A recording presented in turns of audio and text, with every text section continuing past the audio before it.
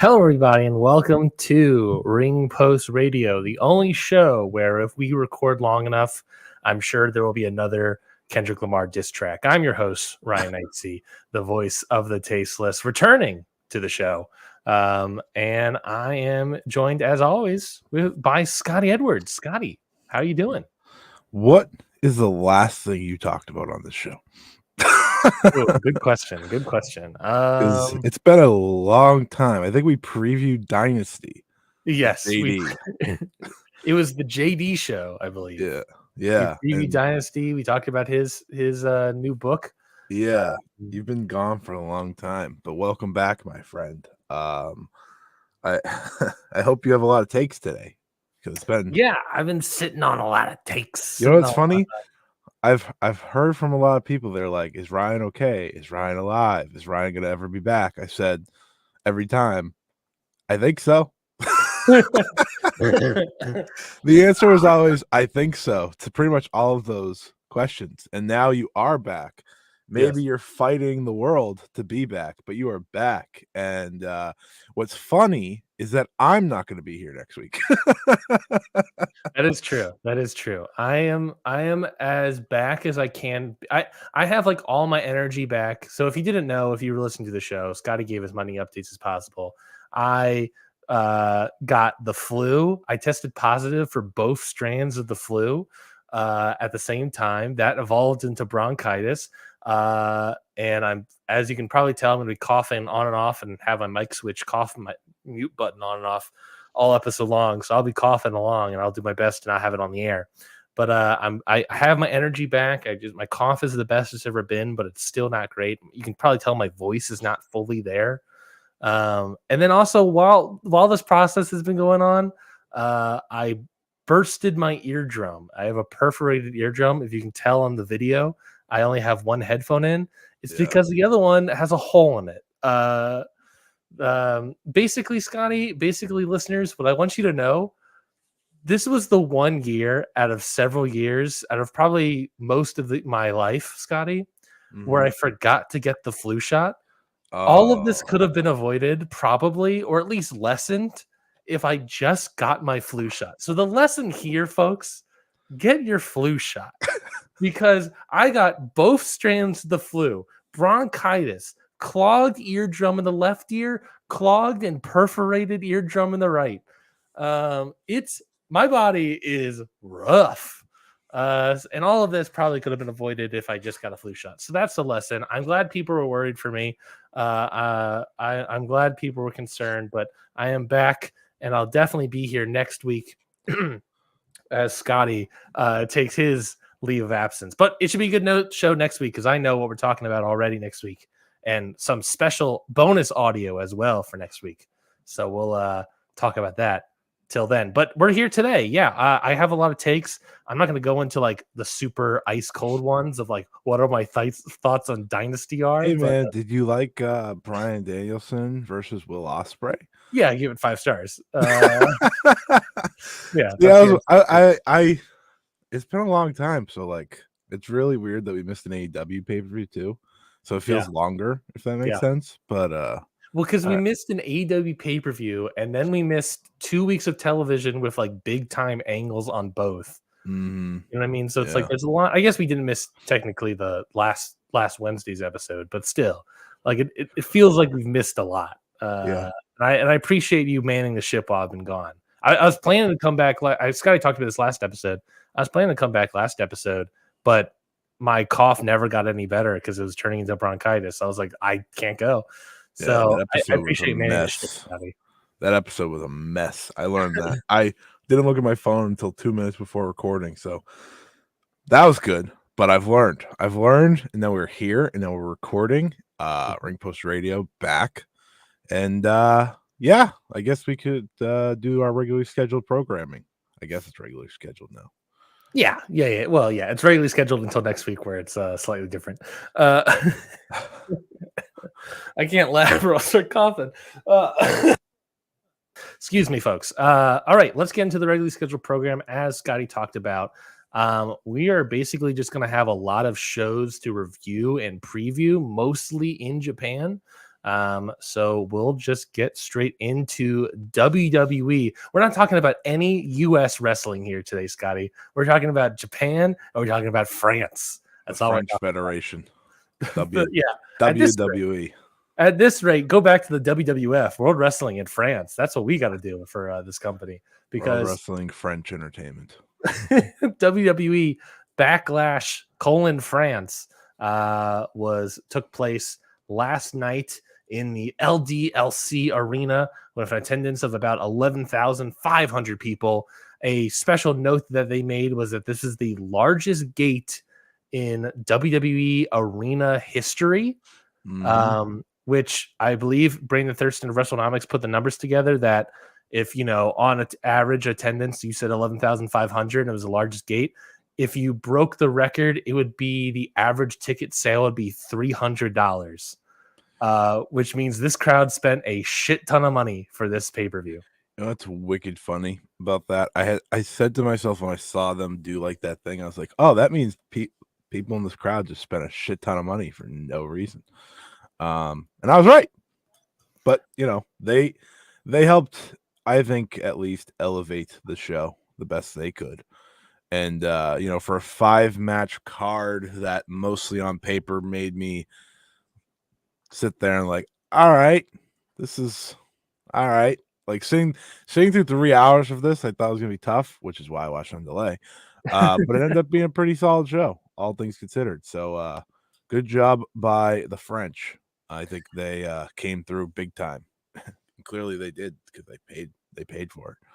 Yeah, they had some financial investment to making sure that the show goes well. Yeah, so what was interesting from my perspective, obviously, is that since I have that perforated eardrum right now, I am trying not to have loud volume because it hurts my ears. Yeah. So I watched WWE Backlash France quietly.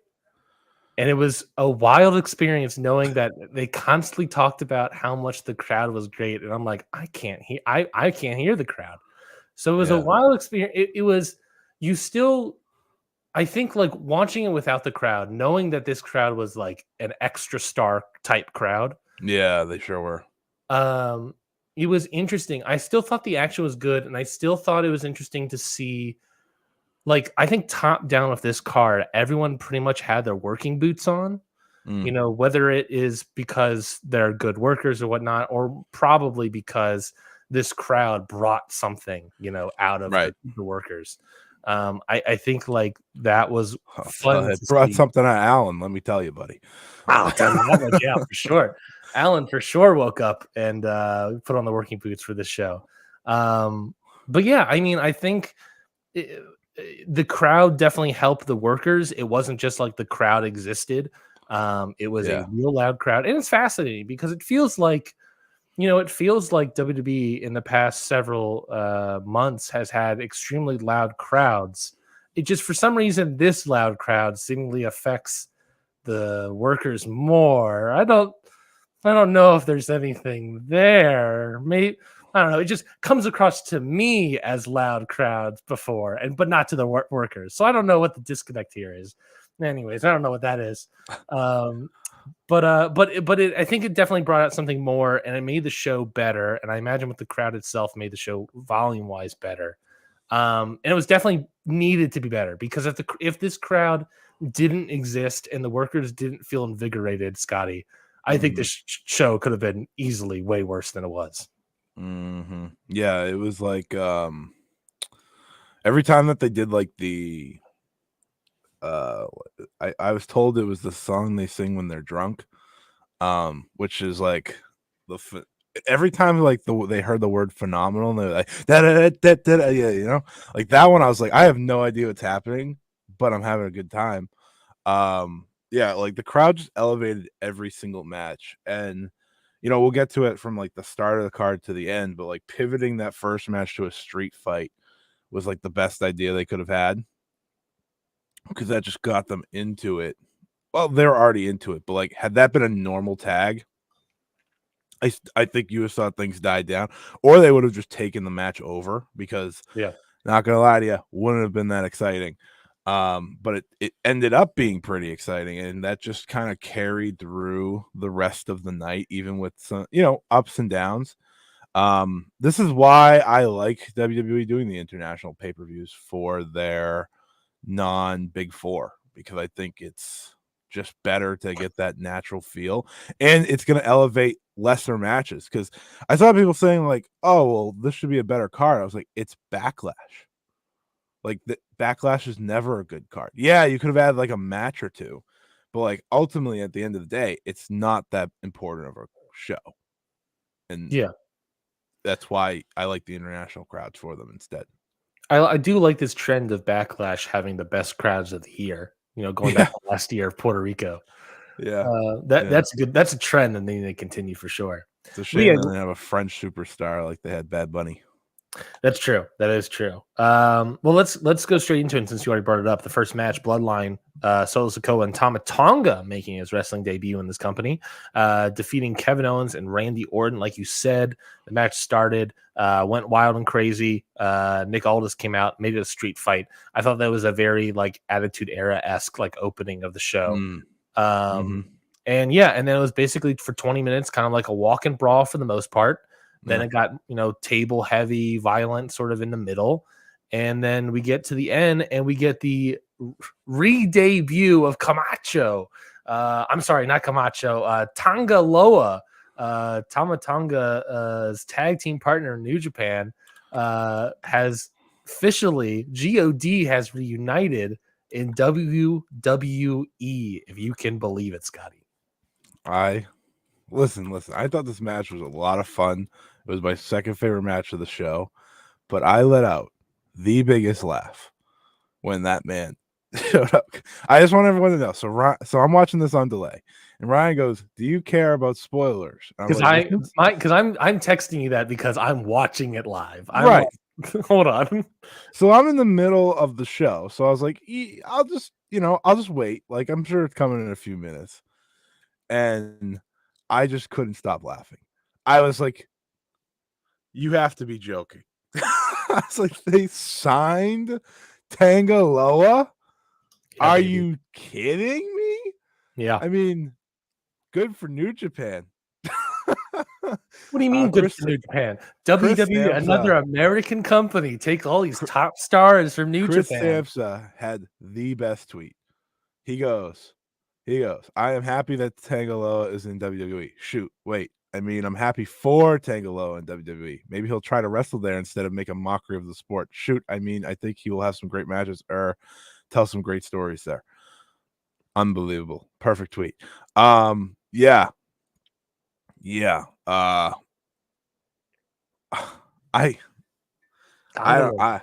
they officially signed everyone from an old Bullet Club regime?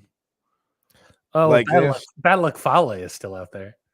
And I'm sure that if he wanted to leave where he is, which he never does, he'd probably go. Yeah. Chase Owens is still out there. How do we get Chase Owens in this company? Yeah. See, there's a limit, and it's Chase Owens, which should say everything you need to know. But yeah, I get Tama Tonga is the best wrestler in the new bloodline. I mean, yeah. The new bloodline is Solo Sikoa, Tangaloa, and Tama Tonga. I thought Tama Tonga, by the way, did a great job in this match.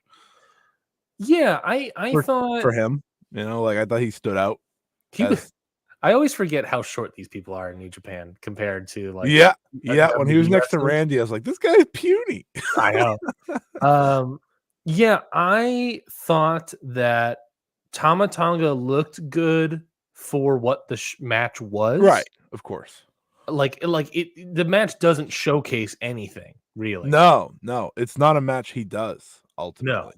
No. So that's why I was impressed. I also think it's funny that he still wears the shirt. Like this dude's in the shape of his life, and he's just like. Well, he took it off halfway through. I think he did. I don't remember if he got ripped off or taken off. But he took it came off. I'll tell you that much. I paid attention. Yeah. My favorite moment of the entire match is when like they're the commentators are being cool and like talking about his career in New Japan. And he said he had great matches with Shinto. Well, that what he means by that is like, have you ever had a Shinto pepper? I believe they're called Shinto peppers, right? Yeah. So like these peppers, they're Shinto peppers, right? Yeah, shishito peppers. Yeah, no, Yeah. So he had Grandmaster Shinto, someone else, and then Evil. And I go, yeah,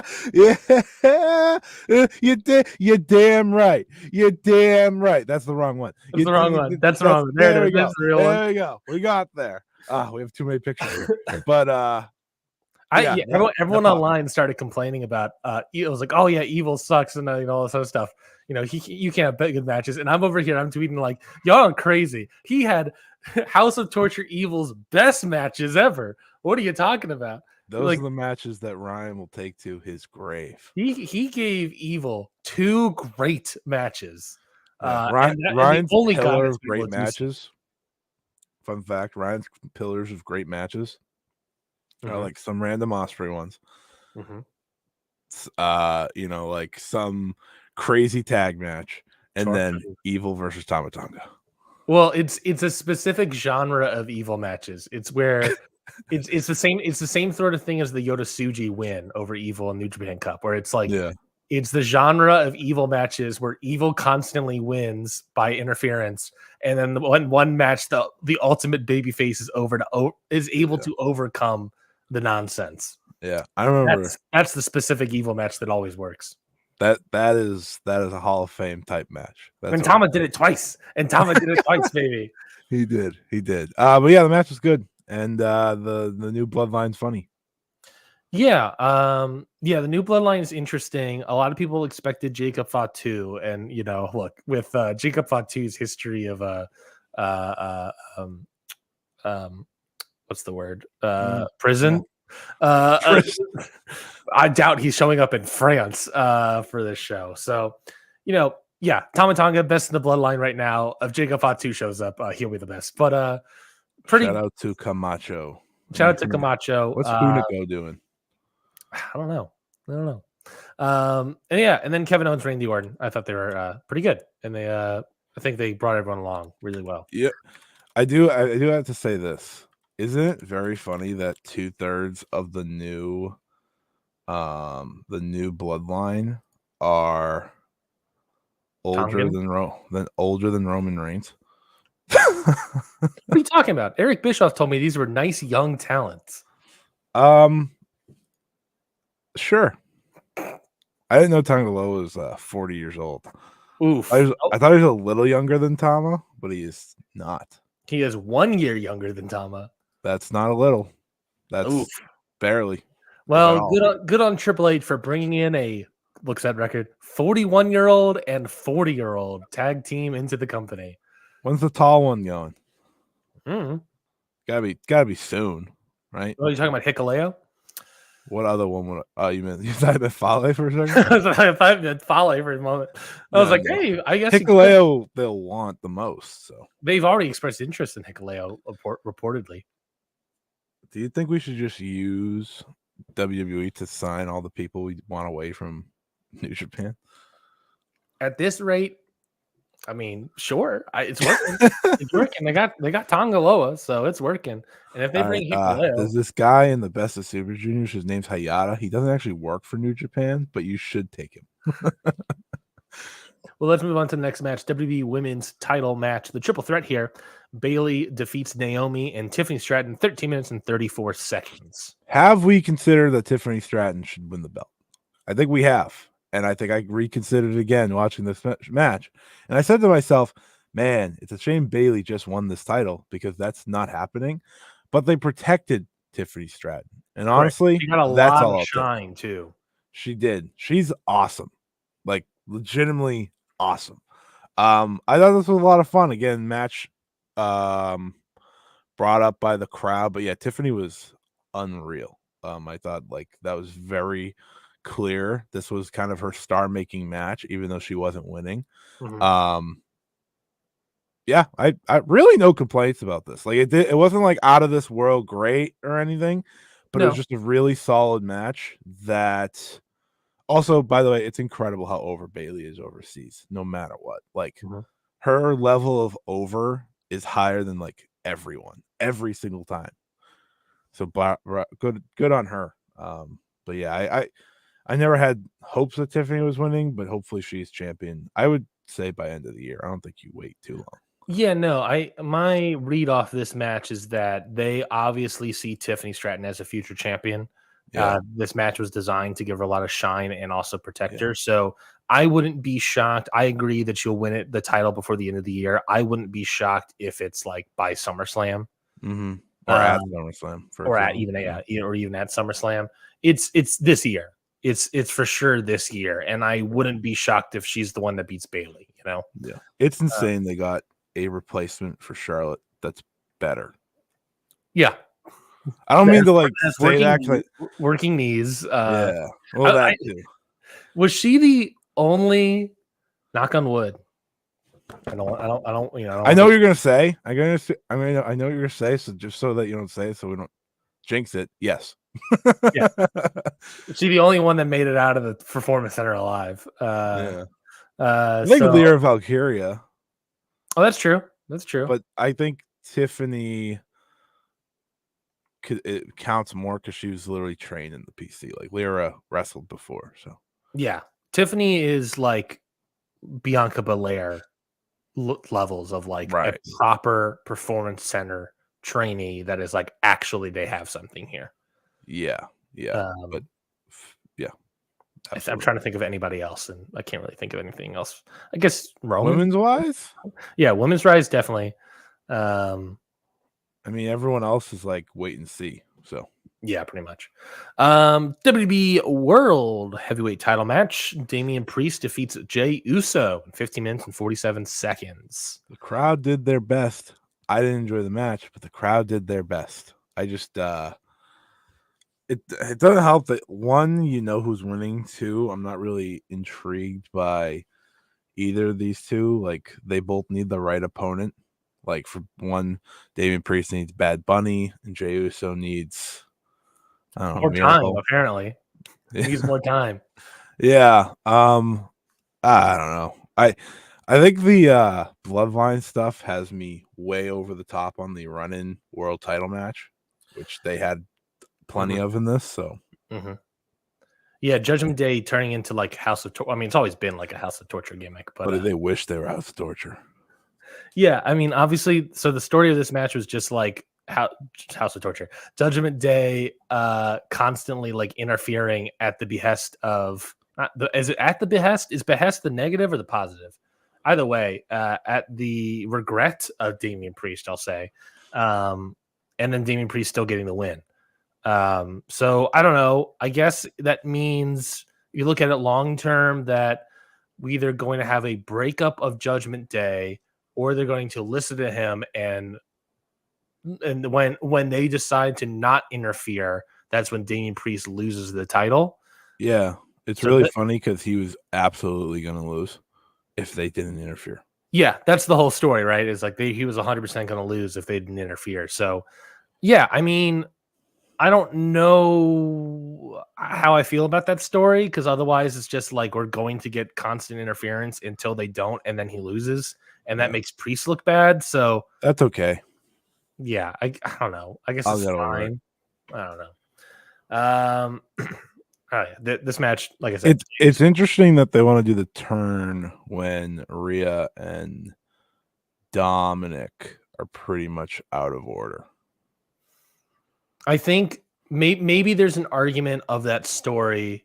I guess the third route is you do the story of them sort of like breaking up, and then when Rhea comes back, she is able to bring them back together. Right. That sort of idea. Like she's the glue of the group. I don't know why I'm reading into it too much, but I wouldn't be shocked if that's maybe this is the last time we're talking about WWE until what? Jeddah, Saudi Arabia for King and Queen of the Ring. Probably. By the way, King of the Ring looks good. Yeah, I thought the men's lineup, like it feels it's bigger than the McMahon era of the last.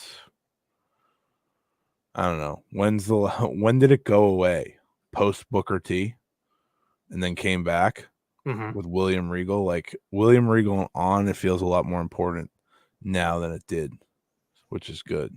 Well, like what's interesting about the King of the Ring is that it was kind of always designed for like mid-carders to like bump up. Yeah. To win this like nice little tournament thing, and then it became the gimmick, and it was like, okay, it's not anything. Yeah, it went from okay, now you're going to be a main event star to now you're just the king. Yes, now you're an actual gimmick that now you're King Booga. Mm-hmm. Which, in a way, I guess he did get the world title. He was the only one that made that work, though. That's true. That is true. Was King Booker like the first king gimmick received? Yes. There's King Mabel for sure, and Sir Mo, but I don't recall like that no lasting for too long. I don't remember like Triple H or like Stone Cold, Triple H, Bret Hart, Kurt Angle. They didn't do it, yeah. So I think King Mabel might have been the first one, and then that really didn't happen anywhere. And then Booker did, but Booker won the world title while doing it. So that's also true. The tournaments look good. King and the Queen of the Ring look good. The men's look good, and the women's look solid. Women's it's just the Raw side, but I think the women's has potential later in the tournament for sure. I think all of it comes down to what the tournament brackets look like, because right now, just looking at a bunch of matches, you're like, this looks fine, but like you could easily have like weird second round stuff, showing up. Like if the Raw side for the men's is very good. Sheamus beats Gunther, Kofi Kingston beats Rey Mysterio, and then it's like, okay, now it's just a bunch of mid-carders sort of thing. Yeah, I just want Dragunov and Gunther. I know, me too. That's what the world wants. That's what the world wants. WWE Women's Tag Team Title match: Bianca Belair and Jade Cargill defeat the Kabuki Warriors, Asuka and Kairi Sane, in 17 minutes and 22 seconds. Jade Cargill's probably longest match, I don't know, for a very long time, maybe ever. What'd you think about this match? I thought this match had potential. Excuse me. It was good, and then it fell off a cliff. Yes, it was good, solid work, and then it fell off a cliff probably for 2 minutes. Yeah. Where I think completely off a cliff. It was, Kairi going for a pin, even though she was not the one that was supposed to be going for a pin, and then she converted into the arm bar, and then I don't know what happened there. I think Asuka missed a spot, and it was then 2 minutes. Should have just simply let it go. It was then 2 minutes of like Jade Cargill not sure at all, completely lost, not sure where to go at all, working with two Japanese women who are, I don't even know if they're able to call it in the ring either. I assume they can, but I'm sure they can, but I don't know if Jade's receptive at this point in her career. You know what I mean? Yeah. The thing is, like, I thought the match had been really good, and then like that 2 minutes just upset me so much because like it ruined the match for sure. I was like watching this, I was like, Jade's doing a very good job. Mm-hmm. These two are bumping their butts off for her. Like, it was just really good. And then that 2 minutes, it just it was tough. It was really tough to watch. And I was like, oh man. Oh well. Yeah. Looks like she needs to go back to the performance center. The finish was great. With the how Kairi actually had a great performance here. She was bumping and bumping and bumping and bumping for these people and making them look like $1 million. So I did want to give her credit. I mean, still, I think, Mavs fan in the comments said Jade's best match since Statlander or whatever when she left AEW. That's true. You're definitely not wrong. That is 100% true. I think it was legitimately going to be like a very good match if that mishap didn't happen, but Kairi was being used as a ragdoll. Connor, you were correct. I agree. If that 2 minutes of just deplorable mess ups did not exist, the match probably would have been way more well received and way better, because it not only where they got lost, they just never could figure it out, and it lasted for so long that it completely derailed the match. And then you look at that, and it's like, you look at a match like that, Scotty, and you think back to like all of the PR press about Jade Cargill in this company, about how like she comes in and they have to like, oh, she doesn't know anything about wrestling, and they have to retrain her completely, and then they slowly start exposing her to the company and all this stuff, which, by the way, is exactly what AEW did. But like now it's just like, and maybe it's because of the different house style where she has to memorize more matches, and even then, like, I don't even want to give the full fault to Jade, because I don't know if it was like Asuka was out of position for the other armbar, or if Kyrie messed up somewhere, or what, but like something happened, and it's just like, no, Jade couldn't figure it out, can't call stuff on the fly. It just, she's not there yet. She's still not there yet. And this match, the whole idea, excuse me, the whole idea is you don't want to, you want to hide the negatives. And granted, it was a mistake that caused it, but boy, howdy, did it expose a lot of negatives of Jade. And that's real bad. And that's real bad. I was ready to praise her after like the first whatever of this match, and then that happened, and I was like, oh man, it was good. She's still not there yet.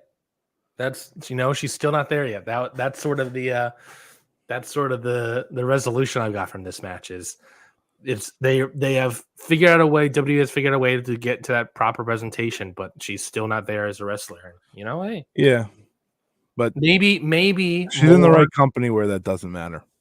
Yes, I think that's the good point, right? This match, I did not like it. I ended up not liking it, but out of 337 votes, a 6.08 on Cage Match. So like basically a 3-star match, right? Yeah. So, and WWE and fans online are like, oh, she cooked in this one. I'm like, did she?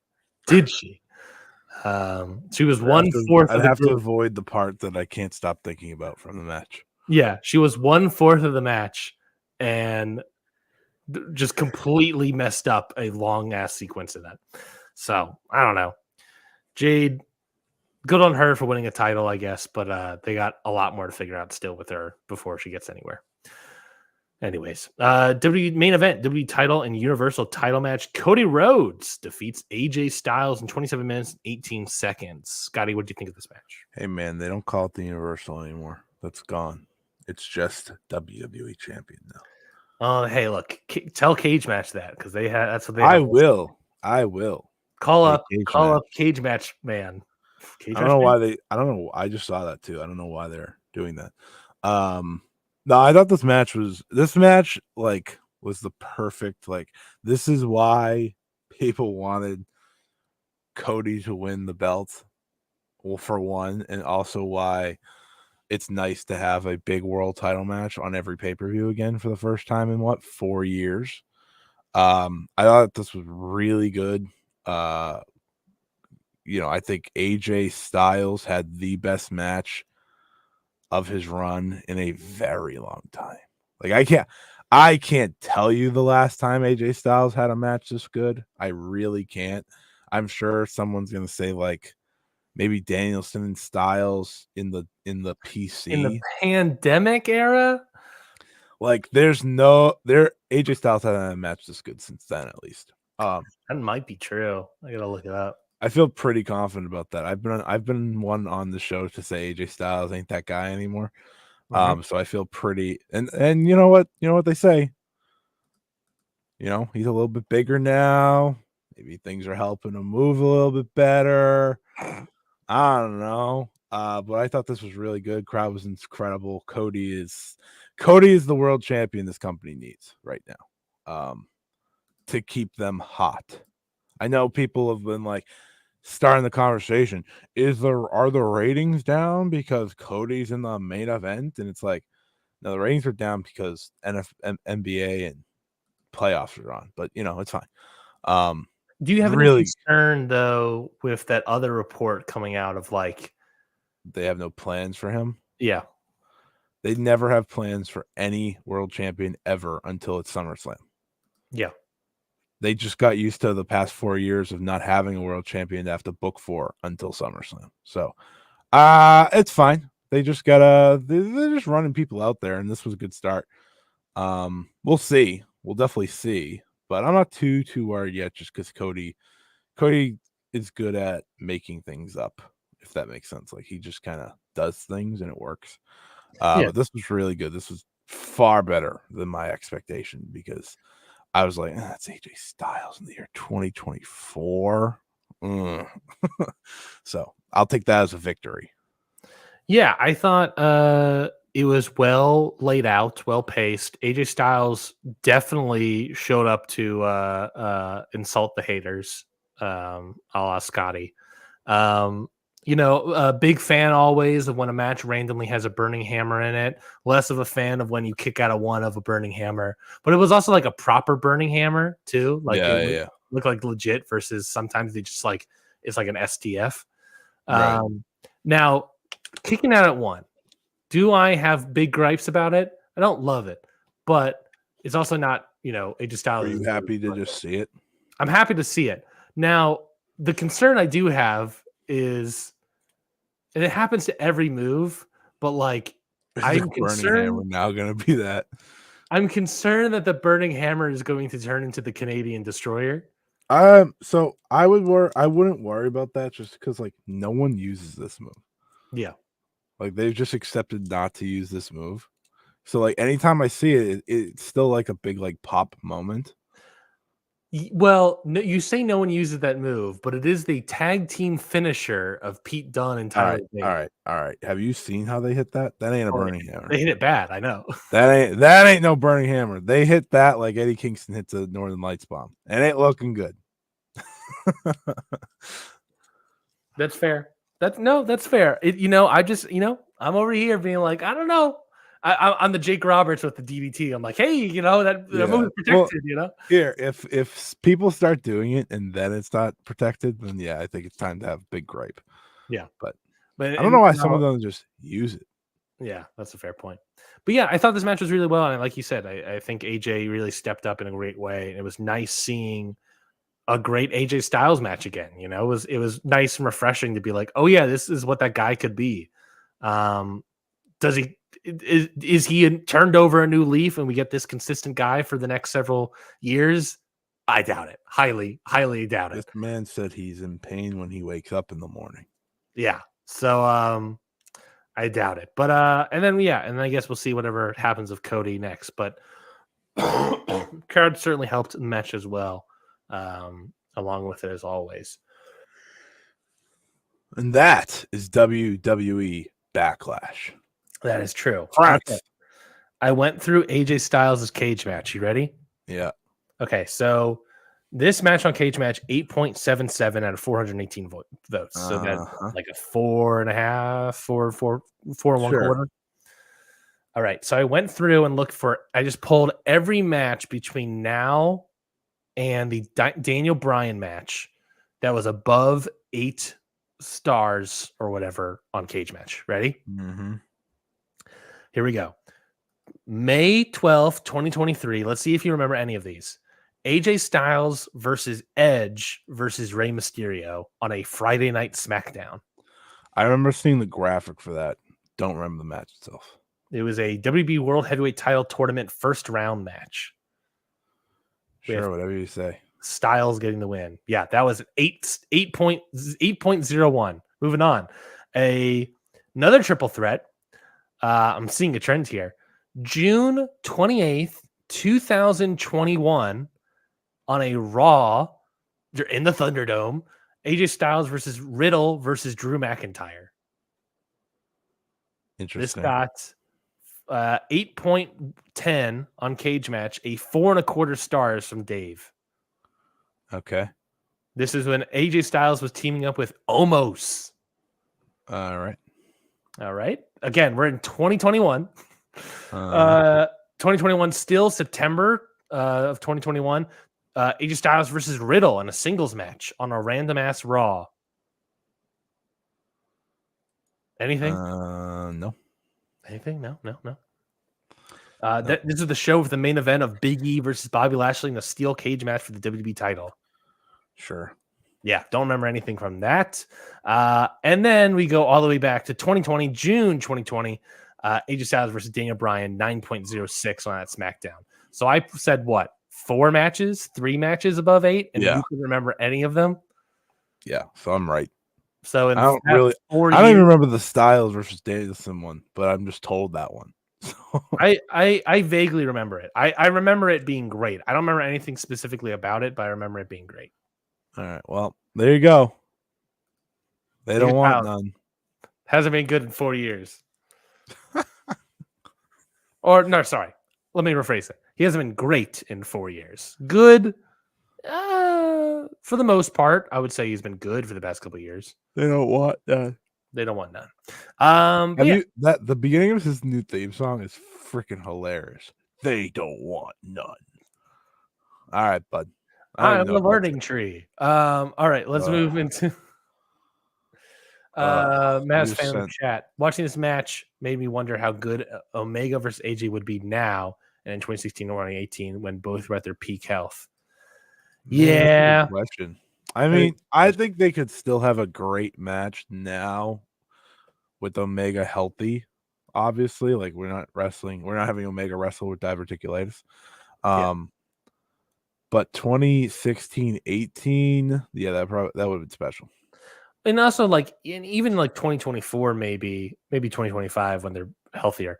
But like, just the idea of like, there's a little bit of evidence of like here of like, you know, it's kind of like late stage Tanahashi or something like that, where it's like not this isn't late stage Tanahashi. This is like past Tanahashi. Late stage Tanahashi was like the matches with Shingo and stuff. Yeah, we're like for the most part, he's just kind of there, but when he has a big match, he's still able to get something out.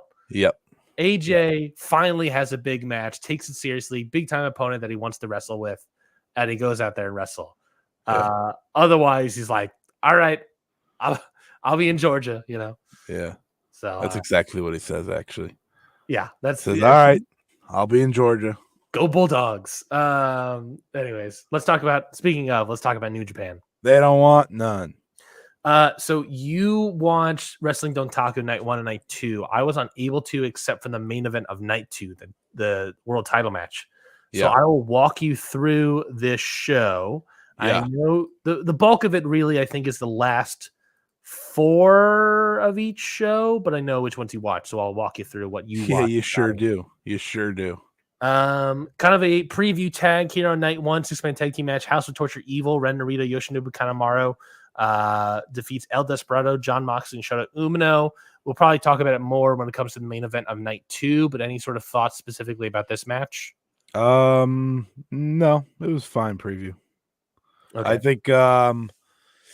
I think it was interesting to get a glimpse of like Moxley doing the House of Torture match, which is very weird. Which we'll get to, but it was a glimpse, but it went to an extreme, obviously, on the final night. You know, in some world that I would love for not to be, I don't know what world, but in some world, John Moxley, Shota Umino, and El Desperado would be an incredible trios tag champion run, but you know, not today, I guess. Desperado's hair so long. Yes. It is so long. I saw him like get in the ring for this match. I was like, man, he just didn't look back when he decided to grow that out. So yeah, fun, fine match. Nothing special. This is, of course, Wrestling Dontaku in Fukuoka, Japan, in front of, on Night 1, it was in front of 2440 was the attendance here. Next matchup, New Japan World TV title match. Jeff Cobb defeats Zack Sabre Jr., meaning Zack Sabre Jr. Was 100% just a transition. So if Riddle was able to make this show, let's say, and he had the extra date, would it have been Riddle versus Cobb with Cobb getting the win? That could have been interesting. But Cobb gets the win, defeats Zack Sabre Jr. What do you think of the match? I thought that I thought it was gonna probably end up being the match of the weekend for New Japan. It wasn't. But I thought it was very solid. It didn't like hit any sort, like I've seen this match 3 times now. So it's like, how much more can they do in this rule set?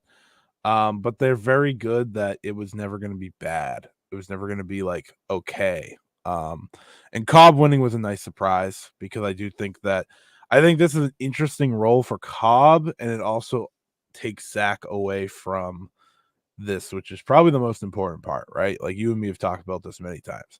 Zach shouldn't be stuck wrestling in this division anymore. That was the whole purpose of the beginning of the year. Yeah. So hopefully this is the start of that main event push that we have talked about. It's interesting, I'll talk about it here, that, at the beginning of the year, we get the Zach sort of calling out that he wants to go for a world title. And I've sort of mentioned that, like, I think, I didn't really think he had, we talked about it. I don't really think he had a good chance at doing it for the New Japan Cup. But G1, I think, is totally plausible. And now winning the title and losing the title to Jeff Cobb, I think is totally, he can get a win over Jeff Cobb in a block or something. Yeah. And I think that leaves the door open for him to do really well, potentially be a block winner when it comes to the G1 Climax, maybe even the overall winner. But at the same time, I find it extremely interesting that we also have news and flirtations of Taichi wanting to maybe go for the world title as well. Yeah. In interviews. And I just think the timing of the two could make an interesting G1 Climax final potentially. Man, I'd love that final. So you know what? I know they're not going to do it. Yeah. Yeah. There's no American in there. There's no American AEW wrestler in that final. So they're not going to do that. No. Man, that'd be so good. Taichi and Zach, that'd be perfect. What we talked about is they have all these upper mid carders, and Yota Tsuji and Ren Narita and Shota Umino, they're still, it's Gato, so it's going to be slow with them. But you have these guys like Shingo and Saber and Taichi that are right there ready to get bulked up to the main event. So hey, the G1 Climax is meant for that. Yeah, I mean, assuming Naito is champion for the G1, this is assuming. Now Moxley could just hold it forever at this point. I was gonna say, you presume that I'm gonna see like where these dates line up. We have Resurgence, then Dominion, then Door, and then G1 after that. Yes, Forbidden Door is June 30th. G1's this July 20th, so he could lose it at Door. Mm-hmm. I don't remember what I was talking about. Sorry, I apologize. You were talking about Taichi. I just think like they have a chance here with different wrestlers, and if it's like a Zach versus Taichi final, or even just a semifinal, that's interesting. Now that they do assuming they still do the semis. So that's what I'm hoping. And also, I'm looking at the Best of Super Junior blocks, and I'm like, oh look, we did 2 of them. Wouldn't it be pretty cool if we just did 2 G1 blocks? Mm-hmm. But yeah, I'm hopeful that this means something good for Zach in the end. Yeah, that's my hope. I wouldn't be. It's New Japan. It's New Japan. It's Gato. This is going to be Cobb. This is Cobb moving up the ladder, getting a title, singles win. So that's good for him. And this is probably Zack Sabre Jr. losing up. It's nice to see loyalty pays off for Jeff Cobb finally. Mm-hmm. Singles match probably could have left like 20 times. Yeah. Special singles match that ultimately was a number 1 contenders match. David Finlay defeats Yota Tsuji in 22 minutes and 22 seconds. David Finlay, beat Tsuji's ass for the majority of this match. Oh my God. Like I was watching, I was like, he is legitimately just destroying him, and then Tsuji gets his little comeback, and then to like make Tsuji look good, they have him use the shillelagh. And I was like, all right. Match was pretty. I thought the match was pretty good. I just think like it was a weird setup. Like I don't know what they're doing with Tsuji. Okay, like this guy, I don't know what we're doing anymore. obviously he had the big New Japan Cup win, right? And it was great against Yep. Goto, and then the world title match was a stinky poop. And this match was like, it was good. It just was like I don't know why we're booking it this way, but it is what it is. David Finlay was on to bigger and better things the day after, and Yota Tsuji was in the undercard, so it ultimately did what it needed to do. Yeah, I mean, look, you need to build up David Finlay. I get it. It's just, I think it's the thing of like, you just have like no Okadas or Ospreay to help build up these guys. So a lot of these guys just have to like very quickly beat each other over and over again. Yeah. So maybe it's one of those things that, again, like Saber and Cobb, like maybe Tsuji gets a win back against Finlay later, but like, yeah. Have we considered that David Finlay's deserving of his spot? Oh, this is a new turn for Scotty. This is a new turn of the year for Scotty. It might be a spiteful spot, but it's fine. Are you throw David Finlay now? I don't think he's that bad. Oh, he got rid of like the dye and stuff from his beard. Like he's just David Finlay now. Yeah, he's not the Jay White knockoff. Yeah, so it's like, all right, baby steps, baby steps. I want the guy to succeed. Is that a bad thing?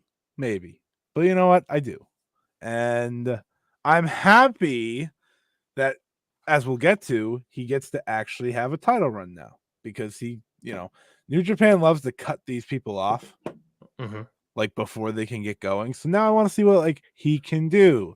The same goes for like, I don't know, Zack Sabre Jr. if he ever gets the belt, or like half of these people ever. Yota Tsuji. Oh, let's give him the New Japan Cup win, and then have him wrestle for 30 plus minutes. Oh, okay, and lose. Yep, that makes sense. Well, that I knew, but yeah.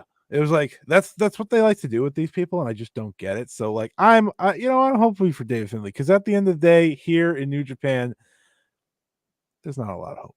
So, yeah, they still have an epic match house style. Yeah, it's not as bad as it was in terms of like 45, 60 minutes. Oh my god, remember COVID? Yeah, those were real rough days. Every single match went 40 minutes plus. Yeah. The main evented. Yeah, those Jay White main events. Oh. But it's definitely better, but it's still like pretty rough sometimes. And then the main event, IWGP Global Heavyweight Title match, Nick Nemeth defeats Hiroshi Tanahashi. It was fine. By the way, I just wanted to check, like, thinking of like the 40-minute time limit. Do you remember when they did the Grand Slam show in the Tokyo Dome? Vaguely, yeah. I remember it being not that great. I remember there was like a tag match of Naito and Sonata versus that against the Sabre and Techers. Taichi. Yeah, it went 37 minutes and 58 seconds. Yes, yes. I think that was the semi-main event. I believe I talked about this with Curtis on the ballot when we talked about Zack Sabre Jr. and like, oh, okay, let's talk about his tag team run with Taichi and be like, it's not. I mean, it is great, but also bad because it's also during the pandemic, and then you have that match in front of nobody for 40 minutes. That got an 8.42 on Cage Match, but Dave gave it 3 3/4. That's a big difference. If I recall, the match was really good, just way too long. Yeah, the main event of that show is Shingo versus Tanahashi, which got 5 stars. Anyways, let's talk about Tanahashi here. This was as good as it could be for what it was. AK Tanahashi is not Tanahashi anymore, and we've talked about that. Right? He's slow. The dude just came back from an injury. His knees are gone. He doesn't have the high fly flow anymore. It's just the high fall flow. Yeah, which is really sad. Like he fights with spirit, and that's what matters. And Nick Nemeth, I hoped, I prayed. You wanted.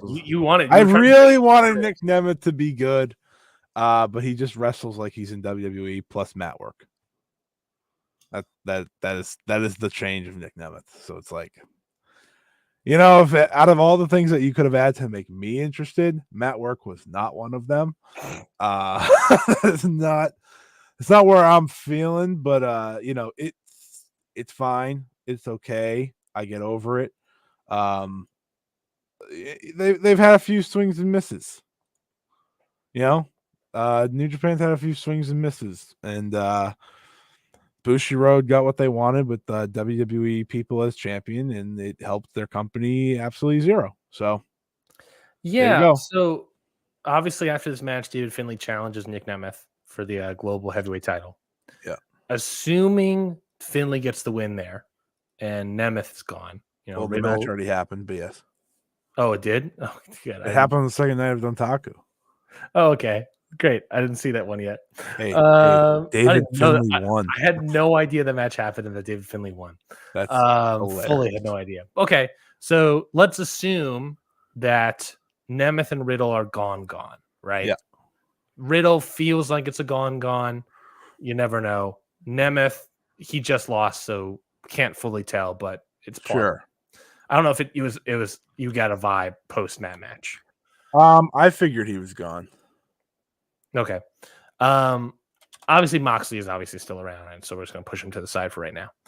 Do you think this, number one question, this post Wrestle Kingdom to Wrestling Dontaku period of bringing in WWE guys was successful? Question number one. And question number two, do you think it was Gato pausing his booking for several months, and now that they're gone, he is back to what he was going to do post Wrestle Kingdom? One, do I think it helped them, or was it successful? No. Did it bring American eyes to the product? Nope.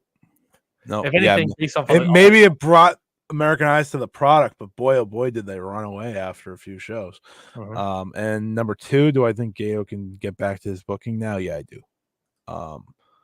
Like I can believe he was all behind Moxley winning the world title, but those other two, not a chance. You know, like I just don't see it. I just see that being a Bushiroad call. And you know, we've learned in the past couple months that Bushiroad likes to put their hands in wrestling affairs. So last couple months. No. What we've learned in the last couple months, this rate a how year, bad it is.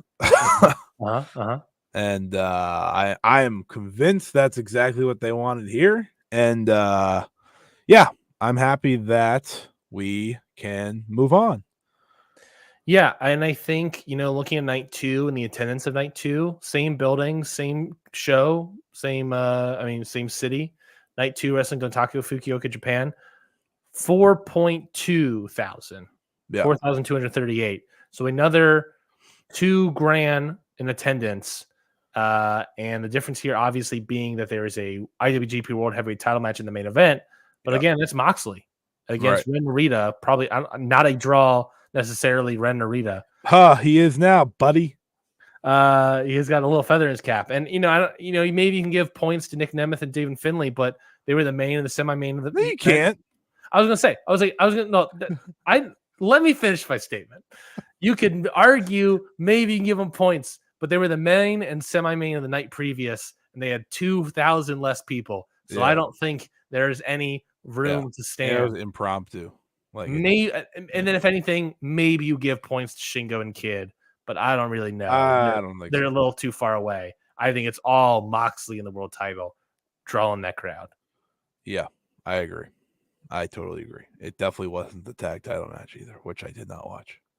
Yeah, so you didn't watch the tag titles with. I have standards. Yeah, we would have talked about it here if I was feeling better, but Chiso and Kenta get the win there. You should be grateful that you were feeling better. Yeah, I guess it's probably fair. No, probably not, because you probably would like to feel like it great, but I mean, I'll probably be the one guy that's like, look, it was better than you think, you know. Anyways, never openweight title match. Shingo Takagi defeats Gabe Kidd 21-23. Listen, it's pretty well documented. I don't like Gabe Kidd. Okay, don't like him. But you know who I do like? I do like my man Shingo. And this match was great. I can't like, even if I don't like Gabe Kidd, if I think his character is very like boring, like he's just like, I don't like it. But Shingo's great. And ultimately, this was a never open weight title match. You and me have talked about this at nauseum on this show, right? We've said, oh man, wouldn't it be cool if like the never open weight title was like the never open weight title again? And we said it again and again and again. This was every bit of that. I think Shingo is so much better than New Japan sees him. I know he's a former IWGP World Champion, but he doesn't get the recognition he should. And I'm watching this match, and he's just going all out, and they're hitting each other as hard as possible. I'm like, the problem with current New Japan is they can be great. They just choose not to be because they push the wrong people. Like Shingo should be facing Moxley at like Dominion or something, right? Fully Like, agree. No doubt about it. Makes all the sense in the world. Then you can do Naito at Forbidden Door. It right? builds off earlier in the year at Battle in the Valley with Moxley beating Shingo and then calling out Naito immediately after that match. Right. It's so simple, and they're obviously probably not going to do that. So it's like they just do it to themselves, and it's like when we talk about like Taichi and Zach, it's like, oh, that writes itself. They're not going to do it, but it writes itself. And I watched this match. I'm like, yeah, Gabe. They obviously like Gabe, and it's like he's gonna get the strong from Eddie, so that's why he's losing this match. Which I mean, is that really winning a belt? You can debate that. But this just reminded me that Shingo should be higher, and that's really what keeps happening. Like anytime he has a big match, I'm just happy he didn't lose. Like his never open weight runs the past couple times have been, oh, you see this? We're going to take it away from you. So I hope that the idea of helping recapture New Japan to a higher level is the never open weight being great once again, which again, asking a lot, I'm sure, but that's my hope. That is my hope. And this was a very good match. I think it was easily New Japan's best of the weekend. IWGP Global Heavyweight Title match. David Finlay defeats Nick Nemeth to win the title. Kind of already talked about it, but what's your thoughts on the match? It's fine. Yeah, whatever. Just I'm watching this and I'm saying to myself, what did they do to David Finlay? Like they give him this global title, right? Big moment at Wrestle Kingdom. And then they rip it away from him instantly. And then he gets sick in the New Japan Cup. Which is like, that's not their fault, but it just happened. Or he got sick or something. And then they're like, all right, he might like put his eyes on the world title. But clearly Nick Nemeth was like, all right, this is my last date. So you need to take the belt off of me. And it's just like, it's so annoying. It's so annoying. Like they're just setting, like obviously they want Finlay to succeed because they made him the leader of the Bullet Club, but they're not helping him. Like this first 5 months has not been helpful for him at all.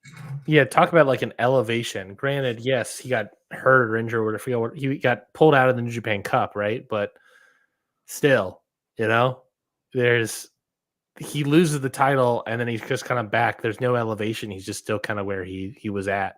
Exactly. If anything lessened because of the injury, he's kind of lost some heat, you know?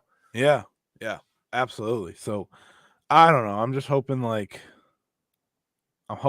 now he can have interesting matches against interesting people. Mm-hmm. That's what the point of this global title is so as to go places and whatnot. So I'm gonna guess he's defending it at Forbidden Door. Isn't that the purpose of the belt itself? I don't know what the purpose of the belt is. Me either. But they put on Nick Nemeth, and Nick Nemeth never wore it ever anywhere. Also, by the way, Nick Nemeth won the Triple A Mega Championship. That might have had to do with him dropping this immediately. I don't know. I don't think anyone gives a shit about what Triple A is doing these days. Yeah, but like New Japan's very specific with their rules. Like Sure. we may not give a shit. We obviously don't give a shit, but like they work with CML, so to them, seeing a AAA champion also be their champions, like, all right, enough. But I also think like this was probably already planned. So They at the very least cared about AAA last Forbidden Door still, and AAA right. still sucked then, and has only gotten less. That's true. They do still suck. So they've only gotten less interesting in the months since last year's Forbidden Door. So I think you're right. I think it's totally plausible. I think it's. Do you totally agree with me that it's impressive how bad they are? Oh yeah, they reach new lows every time. It's just like zero effort. No, like it is. People talk about like AEW like it's the dying days of WCW, Yeah. and like I mean AAA is right there. AAA like legitimately is. Yeah, it's so much of what it is just like nothing. There's just nothing happening in this company. It's a laughable pro wrestling company. Mm-hmm. Like, it's a joke. Yeah, and it's run by Conan, and he's one of the grifters out there. Not as bad as everybody else, but he's up there. And it's like like I said, like if Eric Bischoff was still running a pro wrestling company, that's what AAA would look like. Right. Nothing exciting, nothing is happening. Just a bunch of plunder nonsense. No stars, no ability to make stars. And when they actually have a star, like Vikingo, they don't do anything with him because he's too small. Right. So yeah, it's bad company. bad company. And it's even worse because like, we're watching in real time CMLL just absolutely catch fire. Like are in the conversation for promotion of the year right now. And meanwhile, while they're catching fire, the other one's a dumpster fire that you just don't want to see. Like you just don't want to watch it. No one wants to watch AAA, whatever you want to call it. Like no one wants to. And I'm not going to. I'm not subjecting myself to that bullshit. Like it's terrible. Yeah, and I watch MLW on the reg. And I watch TNA. Why do you have to say it like that? I don't know. MLW is actually pretty good nowadays. Now you went too far. Well, they look sick. I think they are better than the last time you watched them. Dude, Ultimo Guerrero versus Atlantis Jr. You kidding me? Yeah, their next show is basically a CMLL showcase. That's have to watch that.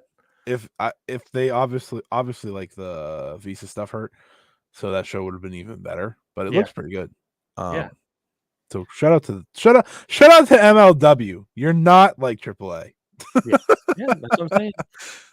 Main event of Dontaku before we go. IWGP World Heavyweight Title match: Jon Moxley versus Ren Narita for 25 minutes and 18 seconds. I watched this one as well this morning. Yeah. And I'll tell you this much, Scotty. Before I get to the match, we are barreling to the dream. Jon Moxley versus Evil. We are barreling to that as that world title match, folks. Get into it. Don't let my lack of voice and sickness disregard my lack of excuse my lack of enthusiasm. I am into it. Moxley, Evil. Where's Forbidden Door taking place? New York. Get into it. Nothing says Long Island, New York, like Jon Moxley versus Evil. That's more like Evil Island, New York. Am I right? Am I right, folks? Folks, am I right? Can you hear me out there? We're barreling towards it. I'm telling you. You talked about how you want to love to see Moxley versus Shingo. Moxley versus Evil, Mabel. To be fair, I versus Mabel. We're gonna dig up the corpse of Mabel. We're gonna have Jesus Christ. More Big Daddy V guy myself. Anyways, I'm a viscera guy. On Instagram. Yeah. I don't even know where his velvet pajamas.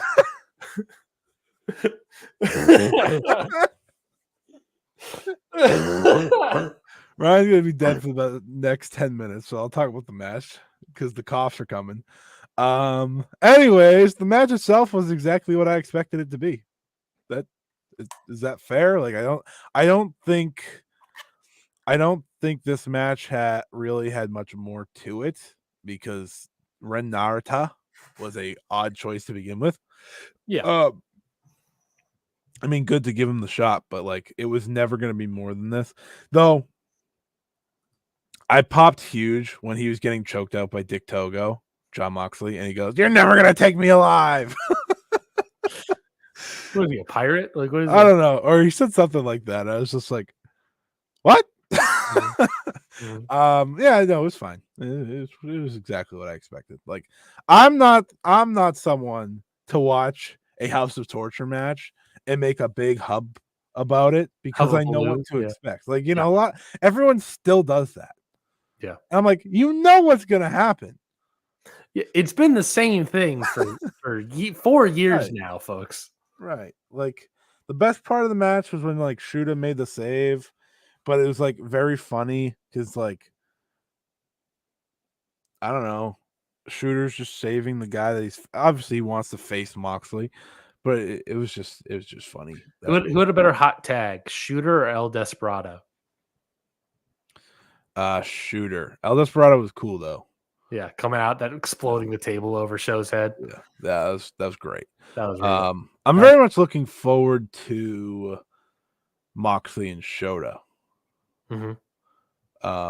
That's going to be a very interesting match. I don't know if it's going to be good because it's so it's one babyface versus babyface, and Shota is going to be the one that's not being cheered because they're going to be in the US, I'm assuming.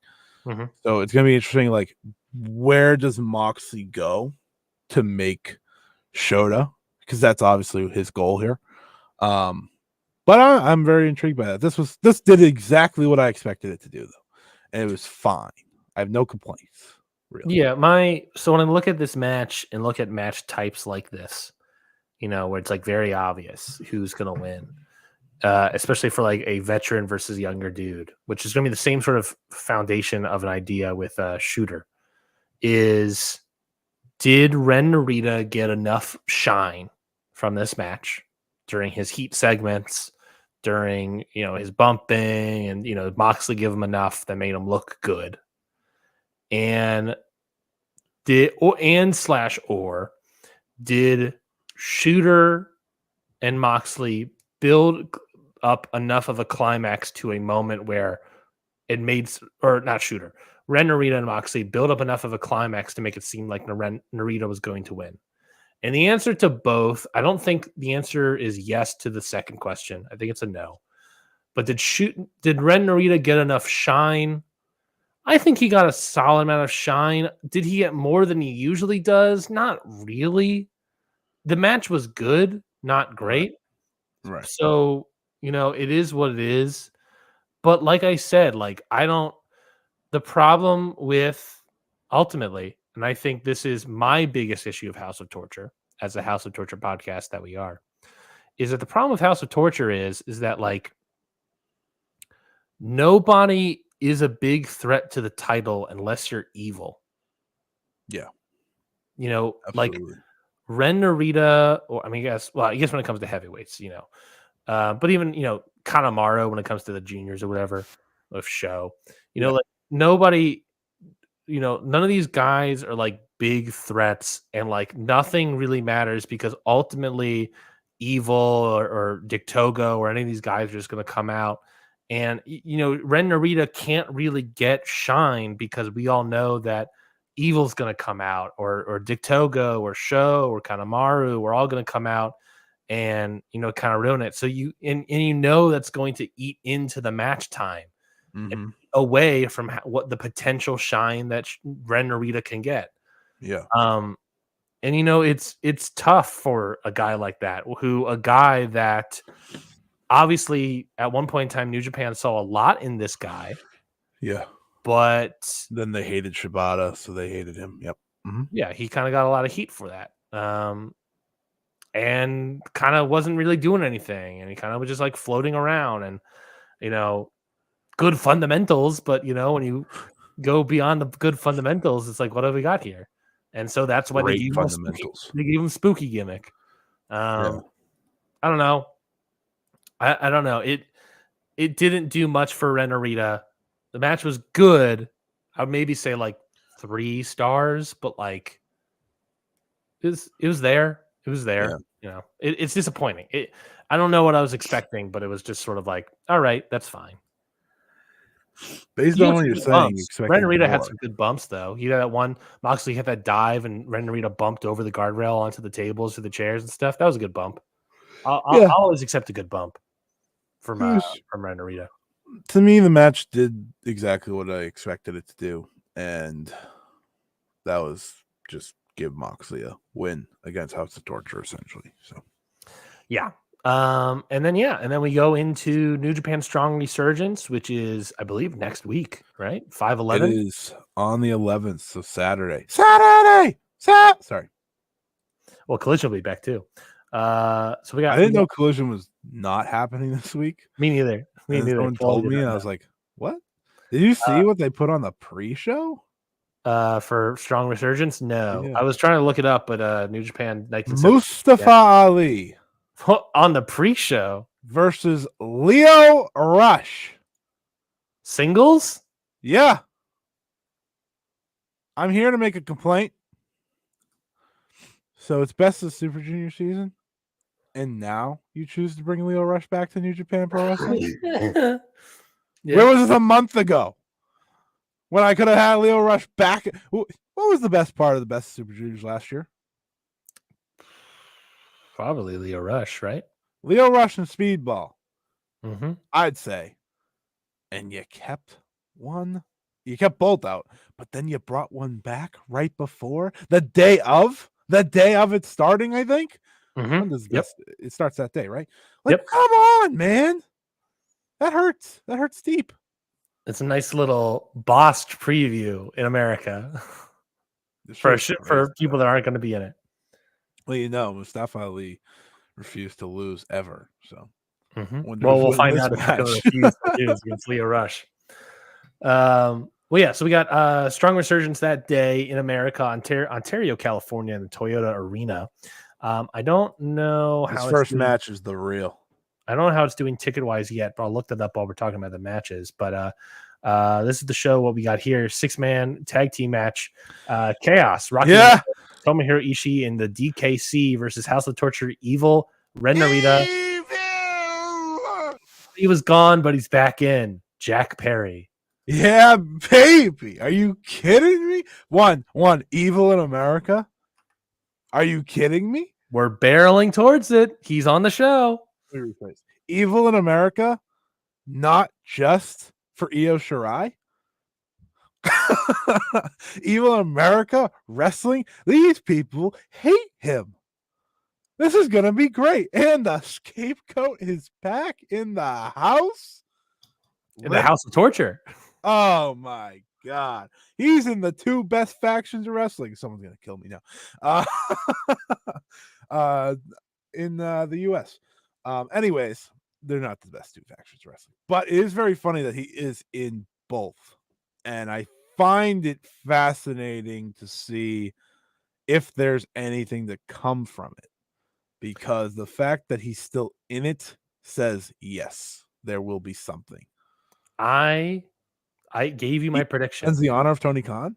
I gave you my prediction, Scotty, and I sort of adjusted it as soon as Moxley won the title. Yeah. I think Forbidden Door is Moxley versus Evil.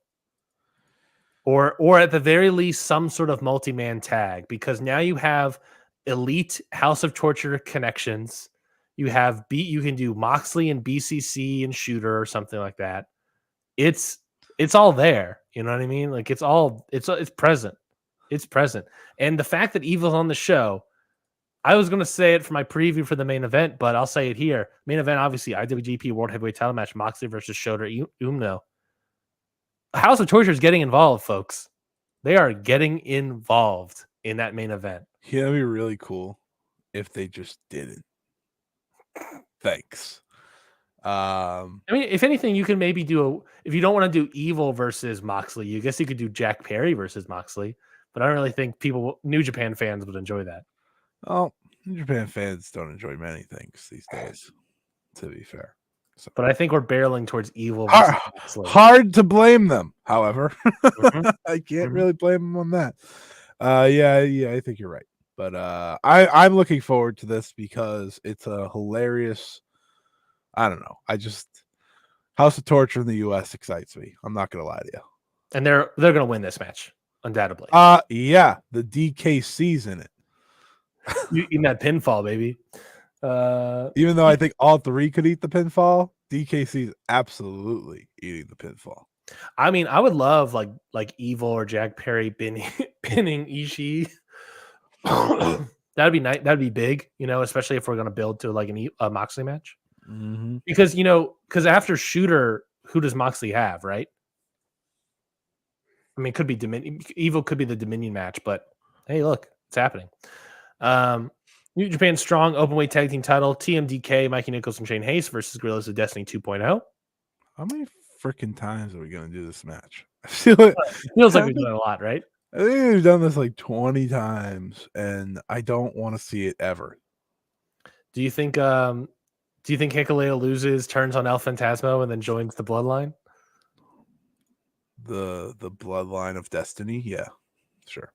There we go, baby. Fred Rosser and Tom Lawler versus the West Coast Wrecking Crew, Jor-El Nelson, Royce Isaacs.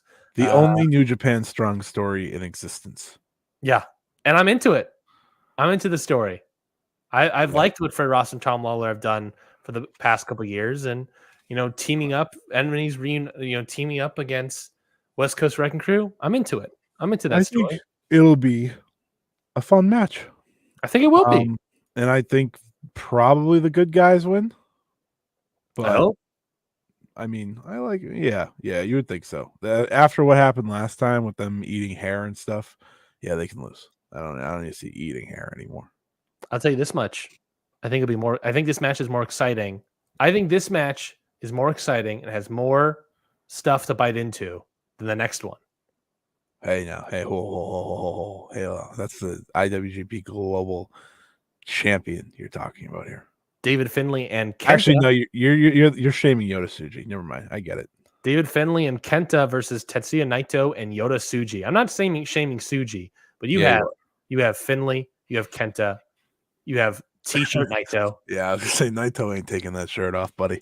Yeah, this is going to be a not interesting match compared to the strong tag title, not strong tag title, but strong specials tag match right before it. So there's something very funny about realizing that Kenta's still in Bullet Club.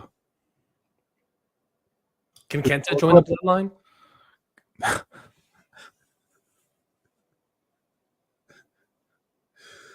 No.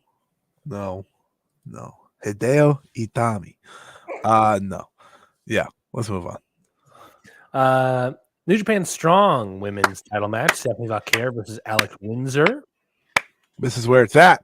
It's going to be great. Stephanie Vaquer, always good. Windsor, very good. She's on a good run recently. Yeah, I'm very much looking forward to this one. Should be quite good. There's no second women's match on the show, so there will be no like number one contender type thing as they usually do. Was there any tags or anything in the pre-show? I didn't have that pulled up. No, it's just this one. But I'm always looking forward to a Vaquer title match. So I'm into it, and she should absolutely still be the one as champion. So hope she wins. You have to think that if there is no challenger on any matches or anything set up for Vaquer, and this is probably, unless Dominion, the last time we see Vaquer until, whenever. Door, maybe. Yeah. Do you think that we get a, probably, I'm going to guess, Mariah May challenge? I would not be against that at all. I would love that. Yeah, I think that would make a lot of sense. I think that would be a very good choice. I could see them do that title. Listen, this is a thing. We have to talk about this because I think a lot of people have worked themselves into these multiple women's title matches on that show. Mm-hmm. Okay, you're gonna get the women's world title match because that's Tony and Mina, and then you're gonna probably get this of the IWGP because there's no way they're doing both. That's 3 women's matches AEW's never had 3 women's matches on pay-per-view, have they? They have, but it was like that including the pre-show. Maybe. I definitely think they have with the pre-show. I know they've done it. I think they've done it at least once on a pay-per-view. Okay. So you have maximum 3. Yeah. But you also have like probable CML and LL involvement. You have New Japan involvement. Like you have we're talking Tony and Mina. And then we're talking maybe Vaquer and Mariah May. Sure. And then I would do, if you're going to do a third one, I would prefer a multi-person match. Could you do, there's no one available, I think. But could you do, I guess you could do Mayu and Stephanie Vaquer versus Maria and somebody. You would think they'd want Azumi on this show. Right? Mm-hmm. Okay. Then you can do, what about Mayu and... Dude, stop pitching Mayu. I don't know why you have this much hope. I'm just IWGP Women's Champion. That's it. Yeah, I guess. Well, I feel like if you're going to have her on the show, she has to be defending the belt. What I was going to pitch was Azumi and Anna Jay in a pre-show match versus maybe not Mayu at that point. Who would be a good person Azumi is feuding with right now to be on a pre-show Forbidden Door? I've heard the rumors. There's rumors talking about of they're looking for another person. She's not gonna go. Jack Perry's back in America. The whole idea. Never mind. Well, we'll find out. Guess we'll find out. I mean, it could happen. I just special singles match: Hiroshi Tanahashi versus Zack Sabre Jr. Yeah, this is random, huh? Yeah, this is certainly random.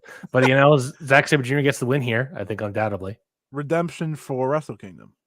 Yeah, that's true. New Japan World TV title match: Jeff Cobb versus Lance Archer. This is real. I would love this to just be like really good for 10 minutes. Nothing more, nothing less. Mm-hmm. That's too much to ask for? Yes. Okay. Since we were talking about it, we have some comments about the Forbidden Door. Mavs, what do you think Okada and Shibata do at Forbidden Door? Will New Japan allow their talent to be booked with them? Maybe. I mean, I think they would allow it. I just think like they could want to keep Okada away from it. I don't think they would be against it. I don't think like if you're doing, like we talked about, if you're doing like this elite House of Torture sort of combination, you don't need Okada. You know what I mean? Right.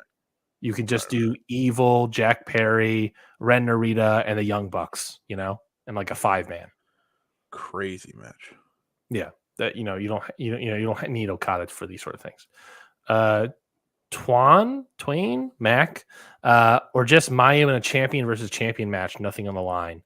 I don't know who the other champion would be. I assume that might be Tony, but it feels like they're booking Tony versus Mina Shirakawa. So I don't know. I mean, Mayu versus Stephanie Vaquer is definitely not happening. I guess you could do Willow. There's always Willow. Forgot about Willow. Whoops. There is Willow. Oh, there's Mercedes. Mercedes absolutely the match. It's gonna be Mercedes and Azumi. Could it be Mercedes versus Mayu? Have we done? Did we do that one? We didn't do that. We did do that one, right? We've done that match, but Mercedes is gonna be champion, so they're not gonna do champion versus champion. Oh, we do nothing on the line. I guess, but I would rather we not have a champion lose. I mean, it makes sense, but I feel like Azumi just makes sense in that spot too. We'll see. What if you do here? Oh, here's the tag. Here we go. Here's the tag. Okay. Cook it up. Mercedes and Willow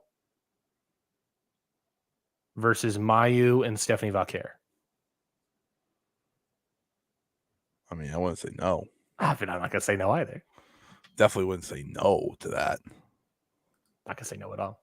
Mavs again, just do a Stardom versus AEW 5-on-5 with Shuri and Sheeta as the captains of Forbidden Door. I mean, that'd be great. Not gonna happen. No. Not gonna happen. No way. I forget Sheeta's in AEW. Yeah. All the time. Has Sheeta been on a Forbidden Door? Yes. No. Doesn't seem confident. Looking it up. Let me double check. I don't think she has.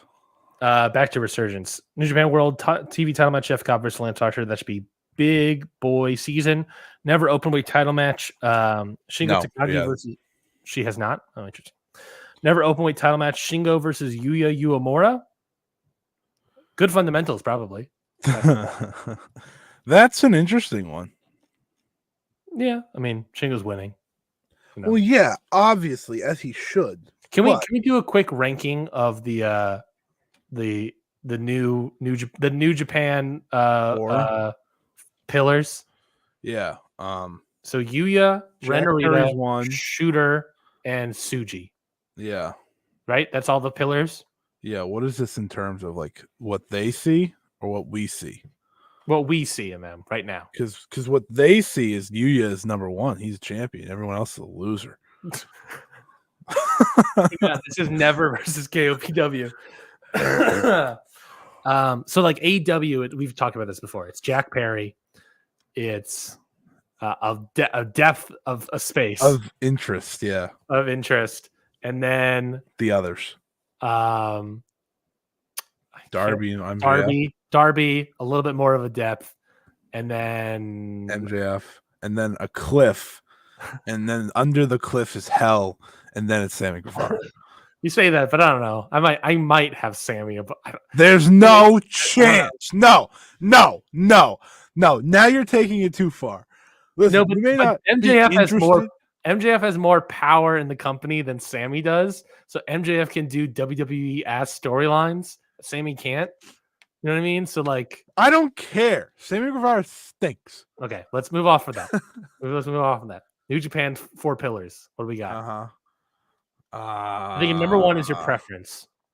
Then Shota, I guess. I'm Tsuji at number 1. It would be Shota, Tsuji, Narita, Uemura. Yeah, I think you and I'm flipped on Shooter and Tsuji. Right. And it's Narita and Uemura. I don't give a shit about Uemura. I don't care about him at all. I believe in. No, I don't. I would love if this match was just unexpectedly good. Sorry. The man got a number 6 on the UK singles chart or whatever. And TNA fans are saying they should push this guy as a world title holder. Yeah. No. Oh, well, no. Here, okay. He comes out here like let's have a conversation. And they're like, he's cooking. I'm like, he's not cooking. Have you seen him wrestle in a ring? The guy can't cook. You have to remember. The guy's got the stove off. The guy can't cook. You have to remember that Matt Hardy is about to fight in the world title. So it's like, it's bad. Matt Hardy at least knows how to use a microwave. Joe Hendry never stepped foot in the kitchen before. That's Get him out of here. Hilarious. Yeah, I mean, I'm not saying he should be, but like, I wouldn't be shocked. Listen. TNA has negative excitement right now. We didn't even talk about Under Siege. It wasn't even on the run sheet. Didn't even watch it. Jonathan Gresham's doing a great Muto ripoff. Saw that. Under Siege. Under the Siege. I didn't get to make my joke this year. Ah, man. Under the Siege. You and me under the siege. Whatever. What were we talking about? The pillars and then Joe Hendry. Because I brought up Yuya Uemura. I believe in Yuya Uemura. No, I don't. New Japan Strong openweight title, no rope, last man standing match. Eddie Kingston versus Gabe Kidd. Basically a blood sport special. I don't like last man standing. Yeah, I get that. And it feels like I got to see it all the time now. I mean, I hope this is good. You know, coming off of Kidd versus Shingo, it's like, all right. Kidd's gonna win here. We all believe that to be true. Kidd's getting the win here. Can I pitch you a Forbidden Door match? Yeah. Shingo versus Eddie. I mean, I'm not gonna say no, but we've seen it before, so. Mm-hmm. But yeah, Kidd's getting the win here, and I mean, if Kidd can keep the momentum up of what it seems like he had at Dontaku, then yeah, I think he got something here. Main event, kind of already talked about it. IWGP World Heavyweight Title match: Jon Moxley versus Shooter. Again, it comes down to how much shine can Shooter get. I I think Moxley will definitely give it his all Mhm. for making sure Shooter looks like $1 million. And then, how quickly into the match does House of Torture get involved? Is it just the post match or is it during the match? I think it's post match because I think that's when Evil challenges John Moxley. Which would be Dominion. Right? Mm-hmm. Yeah. So that's the Dominion match, maybe? I think so. And then Naito for Forbidden Door. I think that's the Assuming working plan. Maybe assuming not, it's like a 5-on-5 match sort of thing. Yeah. I think that makes sense.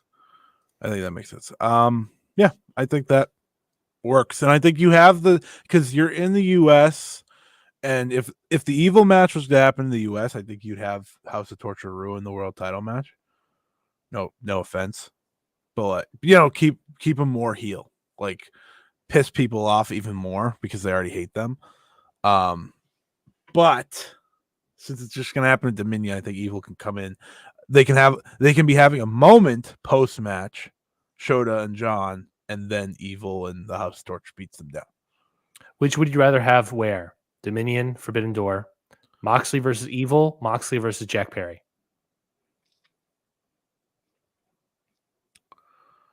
I think Moxley versus Evil will just work better in Japan than like Moxley versus Perry. I don't think would work in Japan.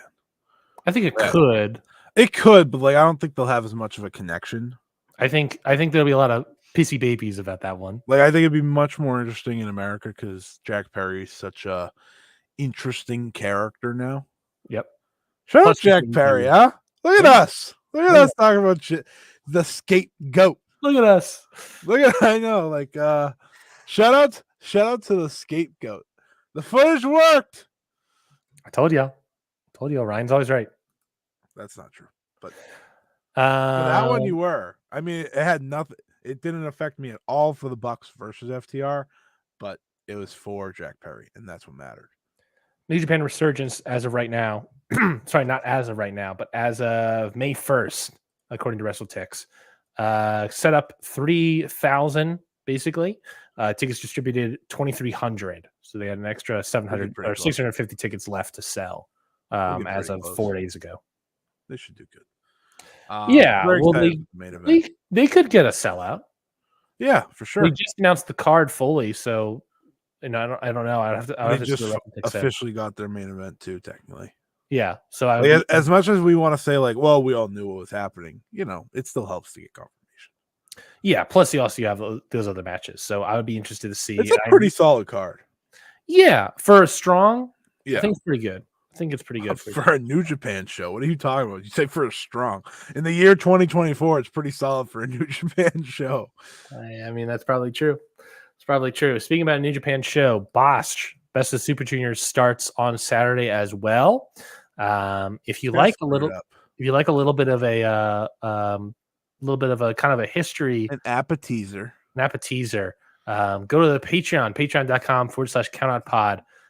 We have I had a series on there. I planned to have more audio and then I got sick. I have an episode watched and almost recorded, and I have all the stuff to talk about ready. I just need to record it for the fourth one. But 3 episodes, Best of the BOSJ, Best of Super Juniors is on Patreon, talking about the 3 finals from the Best of Super Juniors for a little bit of Apple teaser. Teaser. So yeah, go check that out. Patreon.com. What's your favorite appetizer? I like a good spinach and artichoke dip. I set you up to say the Best of Super Juniors audio. But I'm happy you answered truthfully. Spinach and artichoke dip's good. So that's your favorite? I also love a good pretzel and cheese. Okay. So like a big pretzel? Like a big soft pretzel? Yeah, that could work. Bavarian pretzel? Yeah. I will also... I don't know what that means. This isn't really like... I mean, this is like an appetizer, but like... An appetizer? You don't really go to like restaurants and have this as an appetizer. But like a charcuterie board, I will demolish. Oh, yeah. I don't think I've ever had that at a restaurant either. But it's a very good... Like if you go to a house party or something or party at all, it's like, oh, this is nice. This is high class. I'm high class as I absolutely devour the cheese and meats. As I'm high class and stuffing my mouth like Homer Simpson. Prosciutto and pepperoni. And Anyway, that's Appetizer Talk with Ring Post Radio. Patreon.com/counterpod. The blocks for the best of Super Juniors are better as follows. Yes, I'd say a little bit better. Sorry, Taguchi. They got a little bit better here.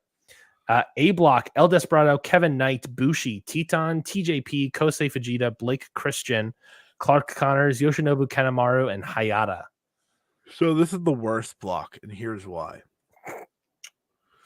I wish I had this in front of me. It's better for me to look at it than just like, verbally attack people and get things wrong.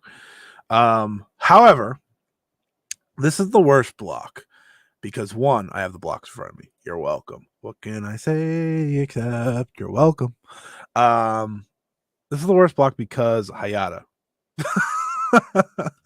And I'm going to go into this not down on Blake Christian because he's going to be Ring of Honor Blake Christian and not GCW Blake Christian. Does that make sense? Is that fair?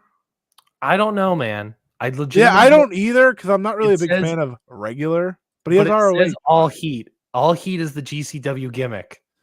Have we considered that they don't know? I have. So matches I'm excited for in this. This is how I'm previewing the show. I don't know how you're previewing the show, but this is how I've decided right now. So here's the matches I'm looking forward to in this block.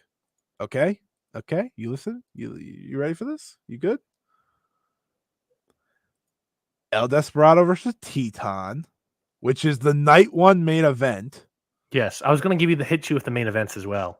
But okay. Well, I'm just going to say what I'm most looking forward to. Yeah. Kevin Knight versus Teton.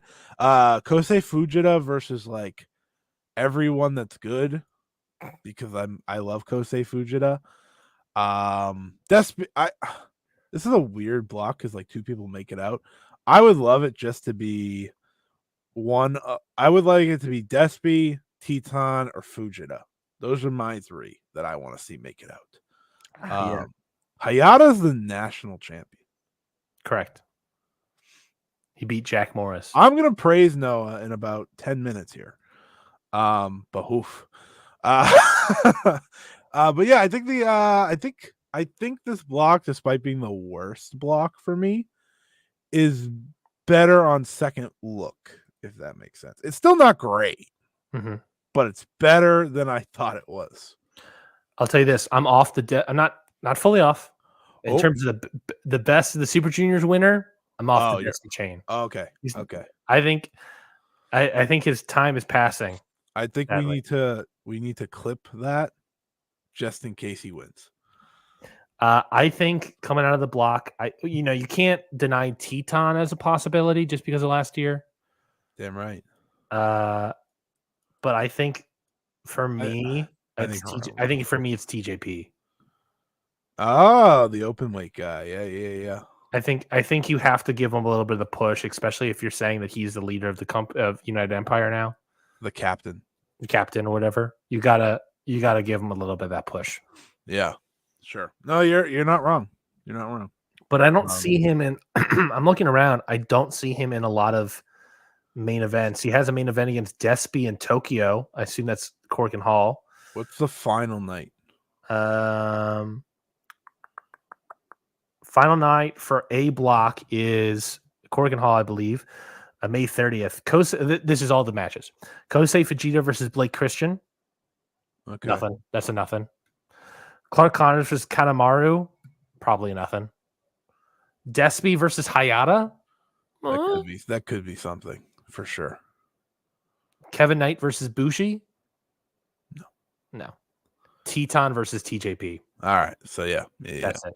I think you're right. I think it's gonna be maybe Despy and Hayata are flirting into it, Yeah. I think it's two semifinals. I always forget it's two finalists. So I think it's gonna be Despy and TJP. Okay.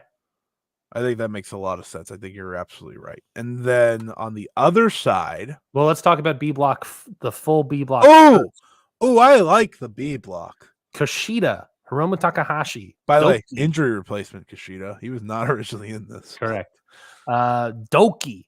Francisco Akira, Robbie Eagles, Taiji Ishimori, Drilla Maloney, Sho, Noah's Ninja Mac, and replacing Ryusuke Taguchi, Dragon Gates, Dragon Dia, who last night just unveiled a new finisher. Dragon Dia rules. Just want everyone to know this. He rules. Mm-hmm. When I saw so let me talk to you. Let me talk to you. So I see the blocks are out, right? When I woke up one day, I don't remember when this was. And I'm going through. I see Dragon Dia, and I said, "What the hell happened?" And then someone's like, "Oh, Taguchi's hurt. He replaced him." I was like, I can't explain to you how much better this is for my overall being. Because, Ryan, we talked about Taguchi last year. Besides that last match, woof. Dragon Dia, he's real. He's real. He's gonna have a good run. I think this block has a lot of fun matchups. I think when it comes to making picks, it's Hiromu and then someone else. I think that's pretty self-explanatory. I would love if it was Akira. I really would. I would Akira versus TJP, maybe like a semifinals. That'd be emotional stuff. Mm-hmm. A block winner versus B block runner up, Francisco Akira. Mm-hmm. I would like that. I wouldn't mind that. I would love if they just pushed Akira because I think he has a lot of potential as a top junior. Mm-hmm. Especially after like the United Empire story earlier this year. Robbie Eagles always pops me being back just for the best Super Juniors, by the way. He's not around at all. And he's like, "What's up, guys? Here to have some good matches," and then he disappears again. Do you think? And I want to. I have to remember that Sho is the champion right now because I do forget that. Do you think Taiji Ishimori has one good match in this tournament? Well, final night for Taiji Ishimori is against Hiromu. Okay, I repeat. Do you think Taiji Ishimori has one good match in this tournament? Because I'm not saying he's a bad wrestler. He obviously is not a bad wrestler, but he does not try ever anymore. Do you think he'll try against Dragon Dia? I think that's the one that he might because it's new for him and it might interest him. I think that one depends solely on where it is on the show. Where it is on the show, where it is venue-wise. Yeah. Yeah. I don't know. Obviously, it's going to be like in the middle of nowhere, isn't it? I can't find it. I can't find it. Good content. Good content. Good content. I can't find it. Can I give you a last night for Block B? Yeah. So, like I said, Taiji Ishimori versus Hiromu. That's a big one. Hiromu wins. That feels like a big one. It's just history and all this. Hiromu's been doing the whole losing streak thing, so he's definitely winning. Ninja Mac versus Drilla Maloney. Nothing. That's nothing. No, it's your dream match. Kushida versus Dragon Dia. Nah, probably not. Probably not. I learned last year that no, they're both replacements. Yeah. Doki versus Robbie Eagles. Maybe. It will have meaning going into the last night. I don't think either makes it, but it will have meaning. That could be. I could see that being a runner-up, maybe. Yeah. Mm-hmm. And also, but like if we're saying Hiromu's the winner of the block, right? Then we're fighting over the runner-up, and I think a fight over the runner-up could be Doki versus Eagles. Sure. And also in the block B night final, Sho the champion versus Francisco Akira. Oh yeah, Akira's winning that, and then winning the whole thing. I would love if Akira won the whole thing, but I could see them think Akira just beating Sho would be enough, which is a classic for them. Mm-hmm. Man, it's really hard for me to pick anyone besides Hiromu. To me, that is potential of Sho knocking Akira out and then TJP getting redemption. There's also that. The ass wang, if you will. Yeah, no, that's possible. I'm very intrigued by the Best of Super Juniors. When the original blocks came out, I was like, oof, baboof. Now, I got into it. You could have Sho be the runner-up, and he faces TJP. TJP beats Sho, and then it's TJP versus Hiromu versus somebody. I don't know. What do we say? Despy? What do we say? Maybe a Despy. Despy was versus Hayata. Maybe a Despy. Could also be a Teton. I'm okay with either of those choices. Yeah, and that's that. And then it's my perfect final. My perfect final would be Teton. My perfect final. Master Wato comes in. Oh man, I miss the Master. Oh, I miss the Master. I hope he's doing well. Oh yeah, you don't shake your head. This tournament's missing out on the Master. Yeah, the Grand Master. Yeah, the Grand Ass Master, Taguchi. That's what you're talking about. The Grand Master was supposed to be champion, and look at where we are now. Yeah, Rusuke Taguchi. He puts the ass in Master. Is that fun? Let's talk about Noah, Wrestle Magic. Yeah, let's talk about Noah. We don't have a lot of time left, and we have Noah, the top promotion, the top Puro promotion in Japan these days in terms of my interest levels. We're having a tough time. It's a massive show, so I don't think we really want to talk about. I watched everything on this show. I will talk about everything. You watched everything? I watched everything except for Tajiri. Ah, so he lies. That's not a real match. I watched Tajiri. Of course you did. Let's not talk about match by match. We don't have a lot of time. So let's just go. You can skip most of the matches. We can talk vaguely about the show. What do you think about the show? I thought it was a very good concept. That was very exciting, very interesting. Did great number, 3,512, considering that they were working against Dontaku same time, same day. And it had the perfect finish to the show. So, like, ultimately, that alone made this a success. And for a show that was built on mystery, I think it really built them a strong direction moving forward. It's very weird because Noah is such an odd company. We've been through this. We've been through this time and time again on here. The ups, the downs, but my excitement, the bye-byes. My excitement in Noah is higher than my excitement in New Japan or All Japan. And I think that's a credit to one man. That's because pro wrestling love never dies, baby.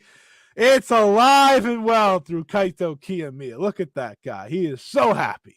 It was so funny. Freaking Muto puts his hand out to shake it, and he just goes, yeah. And then Muto's like, all right, well, let's just do it for a picture then. Like, that's pro wrestling love. And if pro wrestling love's alive, then we're going to be okay.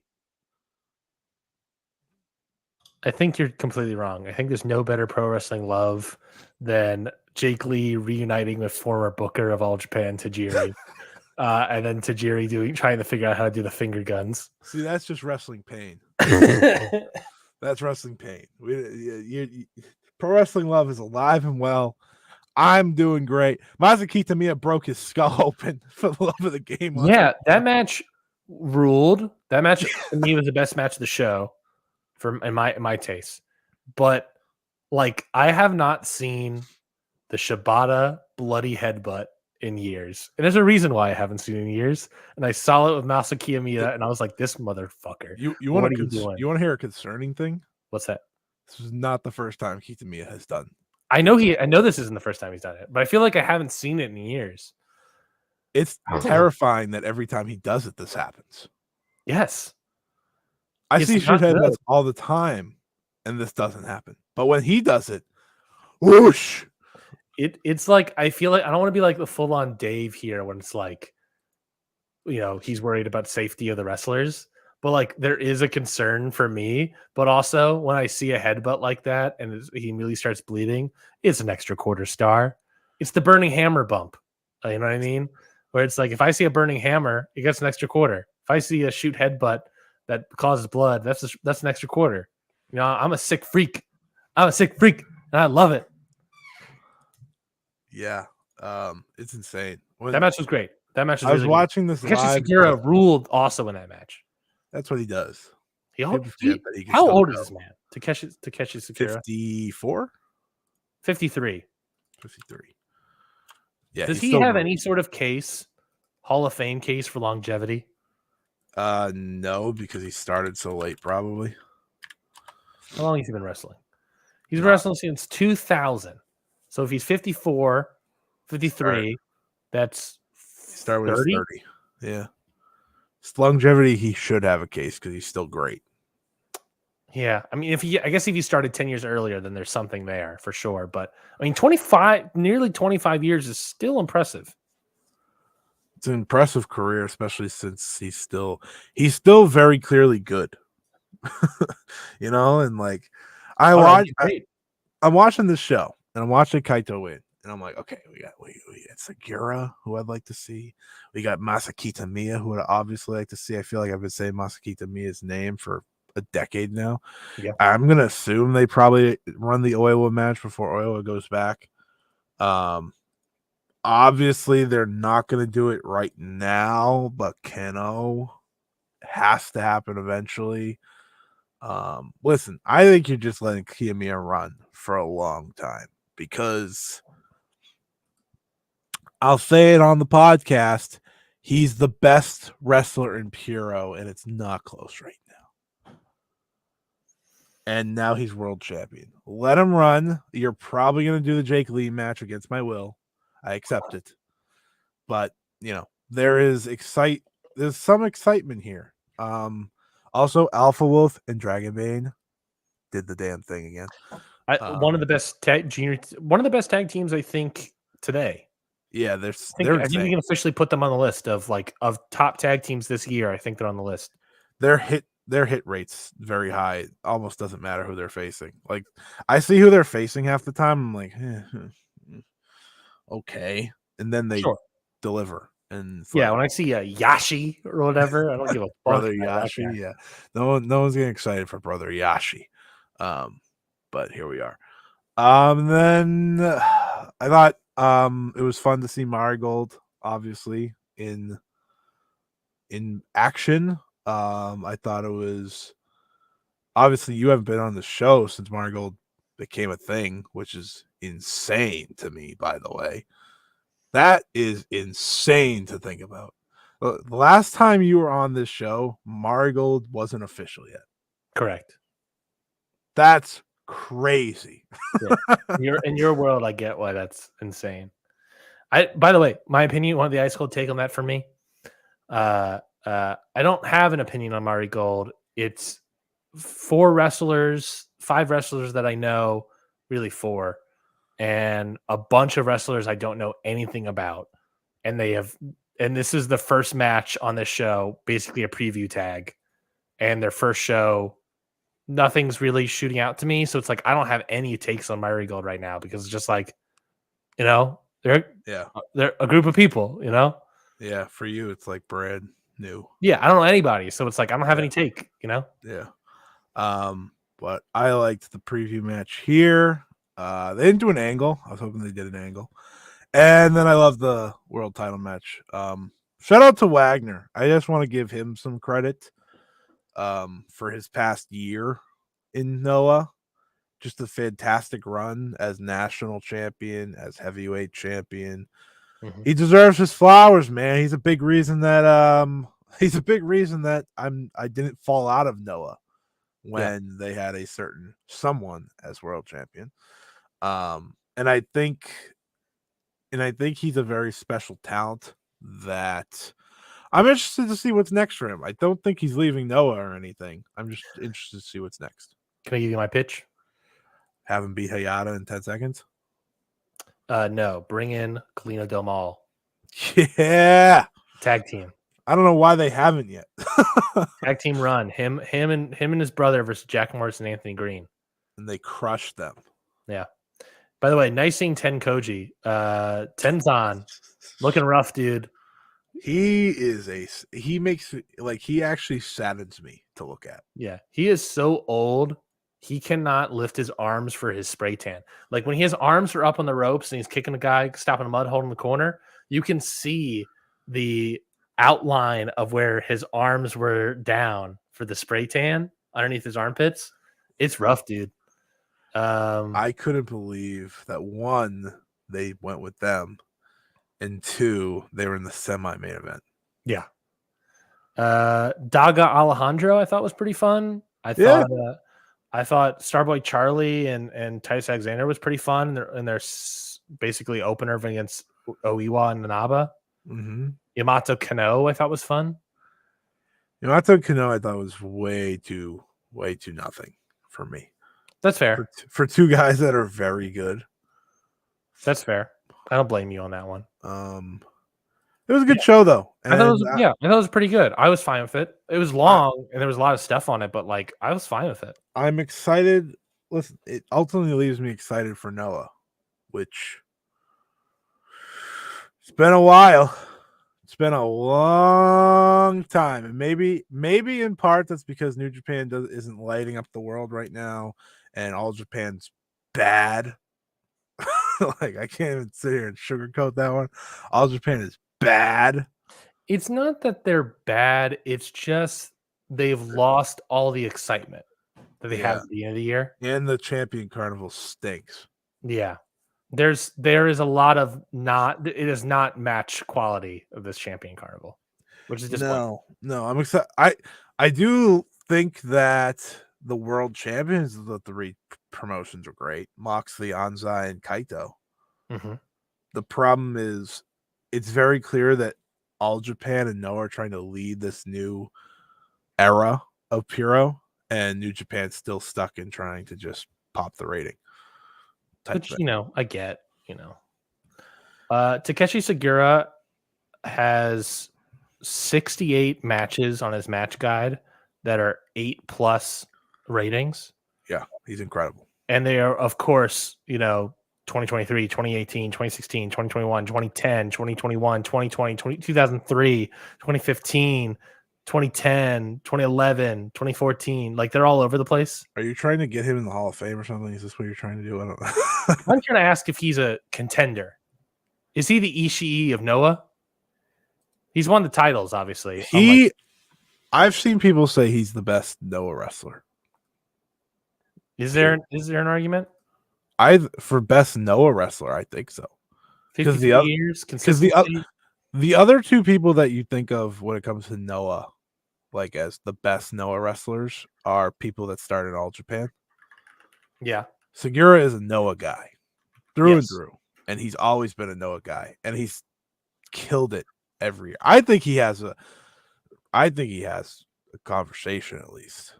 Is he more of a Hall of Fame ballot contender than Shiozaki, who is also not? He's like Noah, but also not Noah because he's left several times. He left once. Oh, he was on the ballot. Okay, here we go. Takashi Sugiura was on the ballot in 2021, but he was dropped for receiving less than 10%. Sad. People need to get up on their Sugiura tapes. I think the longer his career goes, the bigger chance he has. Because even then, that's 3 years ago, and he's still good. You know what I mean? He's still great. It's possible. I think it's possible. The problem is he won't be in the M1 Victory anymore, and that hurts me. That's true. I think Noah has been on a good hot streak lately. Wrestle Magic was a good part of that.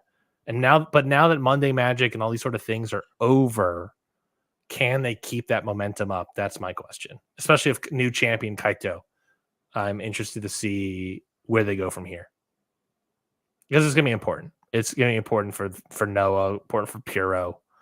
As we lead into the crossover show, United Japan Pro Wrestling Inauguration and Noto Earthquake Benefit Event.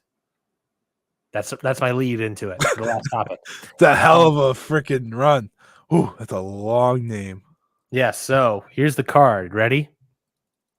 I'll do my best to get through it. Do you know? By the way, do you know you can only watch this on a Beam pay-per-view? Yeah, and I don't even know if we can even purchase it. Yeah, it says not available for purchase right now as I click on it. Okay, great. So here's the show. In-browser purchasing is not available. You have to order it on an app. So it's like Stardom, where it's like kind of like the bullshit kind of like walk through. Stardom is not on an app. This is literally you have to get an app. Interesting. Like it says, please download the app via App Store, Google Play.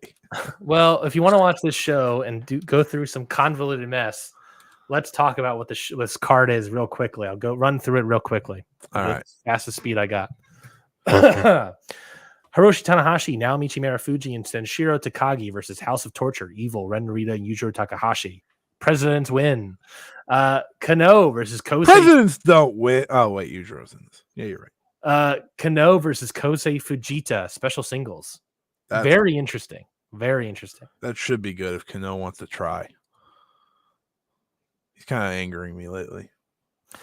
Natsupoi, Starlight Kid versus Azame and Miyu Amasaki. That makes sense now. When they first announced it, did make sense. Daisuke Sakamoto and Tomohiro Ishii versus Jeff Cobb and Masa Kiyomiya. Get into it. That should be very good. I can't see it being anything but very good. That is what the kids call a humper. El Desperado, Hayata, Kota Minoura, Mao, and Ninja Mac versus Alpha Wolf, Dragonbane, Hiromu Takahashi, Tetsuya Endo, and Yamato. I have many thoughts about that match. There's a lot going on. There's some really good, and then some like, oh, what's up, Hayata? Can't point out enough. And like, I don't know. One team's a super team though. Yeah, and I like Alpha Wolf and Dragonbane, but like on the other end, like who can go against them? And it's like Ninja Mac, Despy, Minoura. Let's see. I think Minoura and Desperado are the best wrestlers on that side. Okay, yeah, I think that's plausible. Minoura is very good. He just, yeah, he's just older. No, he's not older. Who am I thinking? Very young. He's very young. Who are you thinking of? I don't know. Isn't there an old guy in GLEAT that has a similar name? Well, Minoura's in Dragon Gate. What the hell am I thinking of? No idea. Anyways, tag team match: Kai and Kaichi, if you will. That was supposed to be the Wrestle One reunion versus Zack Sabre Jr. and Chris Brooks. It's a weird match. It's a weird one. Is All Japan not on the show? No, they are not. It is New Japan, Noah, DDT, Dragon Gate, BJW, and Stardom. Because they're running a Korakuen show. Yeah, no All Japan. Because they had to run Kento versus Davey Boy Smith. Radical dog. Shingo Takagi, Tetsuya Naito, and Yota Tsuji versus David Finlay, Gabe Kidd, and Jake Lee. That's such a... What is that?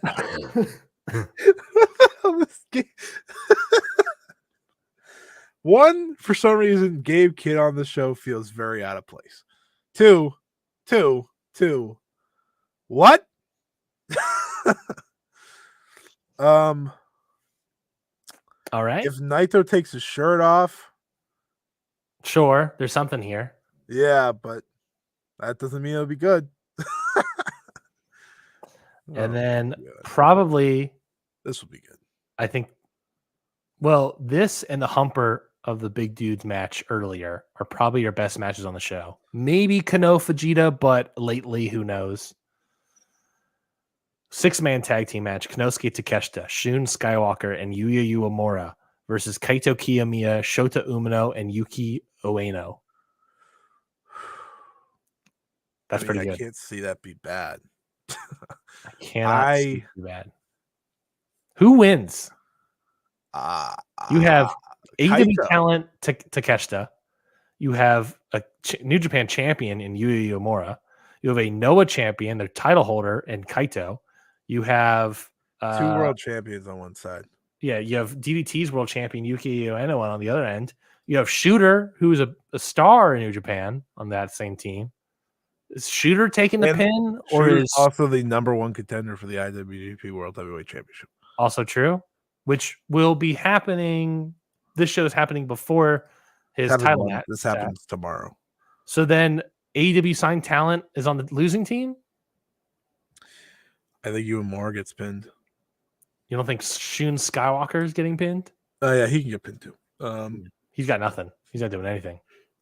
I think it's okay if you get pinned by Kaito because he's the reigning GHC heavyweight champion. Mm-hmm. If you're the only person that's not getting pinned is Takeshita.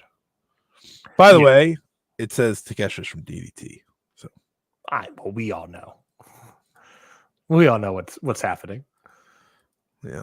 Well, they have a representative. Well, this is a very weird match because they have a New Japan guy on both sides, Noah guy on one, Dragon Gate on one, DDT in both. Odd. You know what would be really good if we were I guess. Also, isn't Takeshita teased on the AEW side of things to the next challenger for Knoxley? Yep. Interesting. Lots going on here. Lots going on. Should be a good show. It should be an easy watch, which I appreciate. Yeah, I think it's going to be like the shows in the past where it's just like, yeah, this is some fun matches. Yeah. Not everything in here is going to be interesting, or not everything in here is going to be good, but I think it's going to be a lot of interesting stuff. For sure. So that's it. That's Ring Post Radio. Yeah, that show May 6th. All right, yeah, that is it for this week's episode of Ring Post Radio. Next week will be a fun show. Scotty won't be here, so that's how you know it'll be fun. I'm joking. Hopefully, I'll be less dead next week. So I apologize for my lack of energy, folks, but I'll try to get the best. Excited not to have to record for a long time. Just a week. For me, it's 2. I don't have to record until the 19th, so that's 2 weeks total. Oh, but you're back that next Sunday. Yeah, I mean, I get back the day before, and I said, where are you going? Is this your family vacation? Yeah, your yearly family vacation. Yeah, going to Florida. You're bringing it back. We know that's football. Welcome to my house. Thank you. The green light. That's also Pitbull, but it's also Florida, so it's okay. Yeah, they have a thing going on. I'm ready to Mr. Worldwide. He's from Miami, so it's good enough. Where is it? Disney Florida, or is it some Disney might go to the Bruins are actually playing Florida in the playoffs, so that's hilarious. Might work out for me. But yeah, it'll be nice. It'll be time to get away, and oh boy, do I need it. And then I'm back the 19th to talk whatever the hell's going on. Yeah, I don't know what the hell is going to be talking about on 19th because you wouldn't have. You probably not have watched anything either.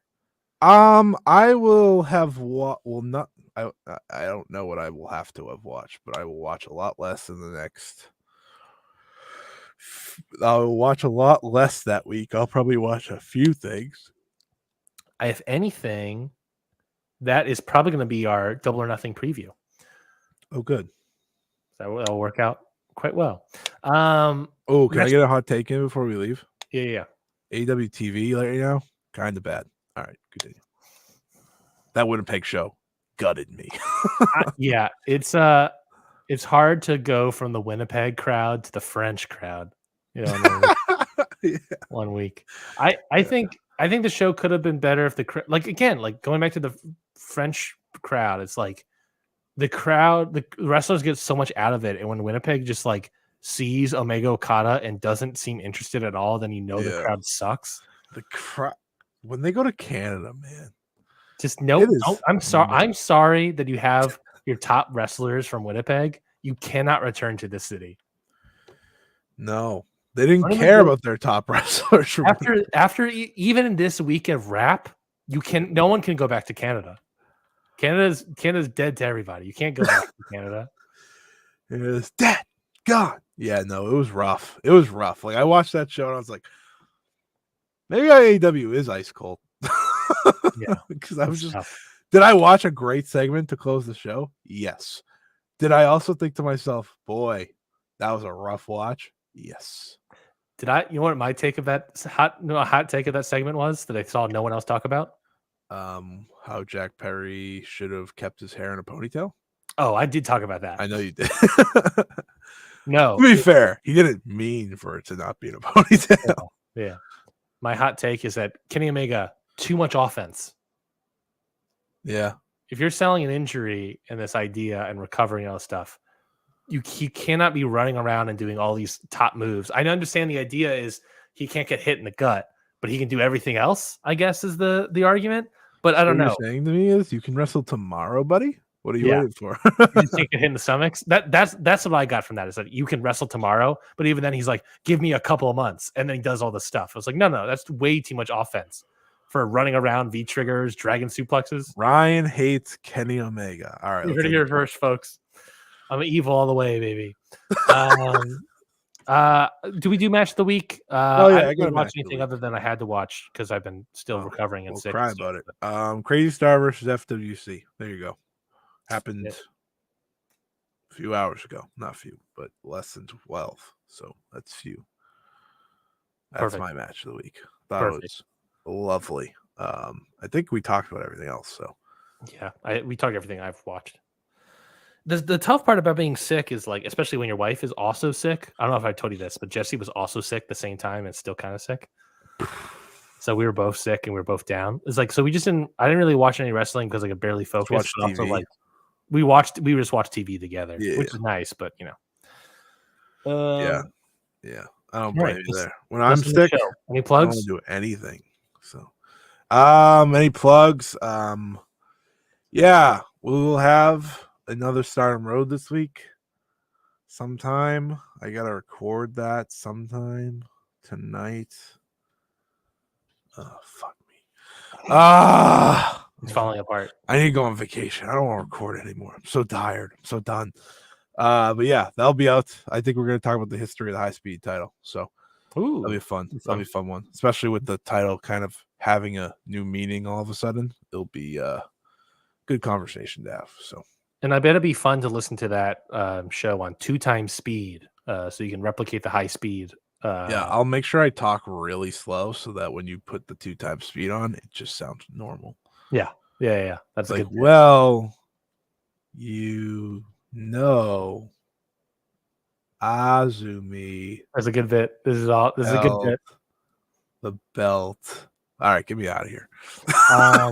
Follow me on Twitter at Ryan Icy. Follow Scotty at Scott E Wrestling. Follow the whole network at Count Out Pod. Like you said, Stardom Road, new episode this week. I have to imagine Okada Shorts will probably also have a new episode not Okada Shorts. They're not called that anymore. Ichiban Sweetcast. My brain's still foggy. Ichiban Sweetcast will probably have a new episode this week as well. And I going to the Patreon, patreon.com/countpod. Like I said, near the middle. Best of Super Juniors, Best of the BOSJ is this new series that came out, sort of previewing the Best of Super Juniors. I was hoping to have more episodes, but I'm trying to get at least one more out, maybe 2 out before the Best of Super Juniors starts this Saturday. But at the very least, you got 3 you can listen to right now if you go to patreon.com/countoutpod. So I would appreciate it if you go check them out, along with all the other great content that's on the Patreon. You get a lot of stuff for $5. And Best of Super Juniors, I think, is a really fun series. Going over the history, going over some stats, going over some numbers, and watching some matches that I've never seen, or some matches I definitely have seen and loved. Teaser for the 4th one, if you've heard. That is it for this week's episode. We'll be back, or I'll be back, much akin to Arnold Schwarzenegger next week. I'll be back. So we will see you all later. Goodbye, everybody.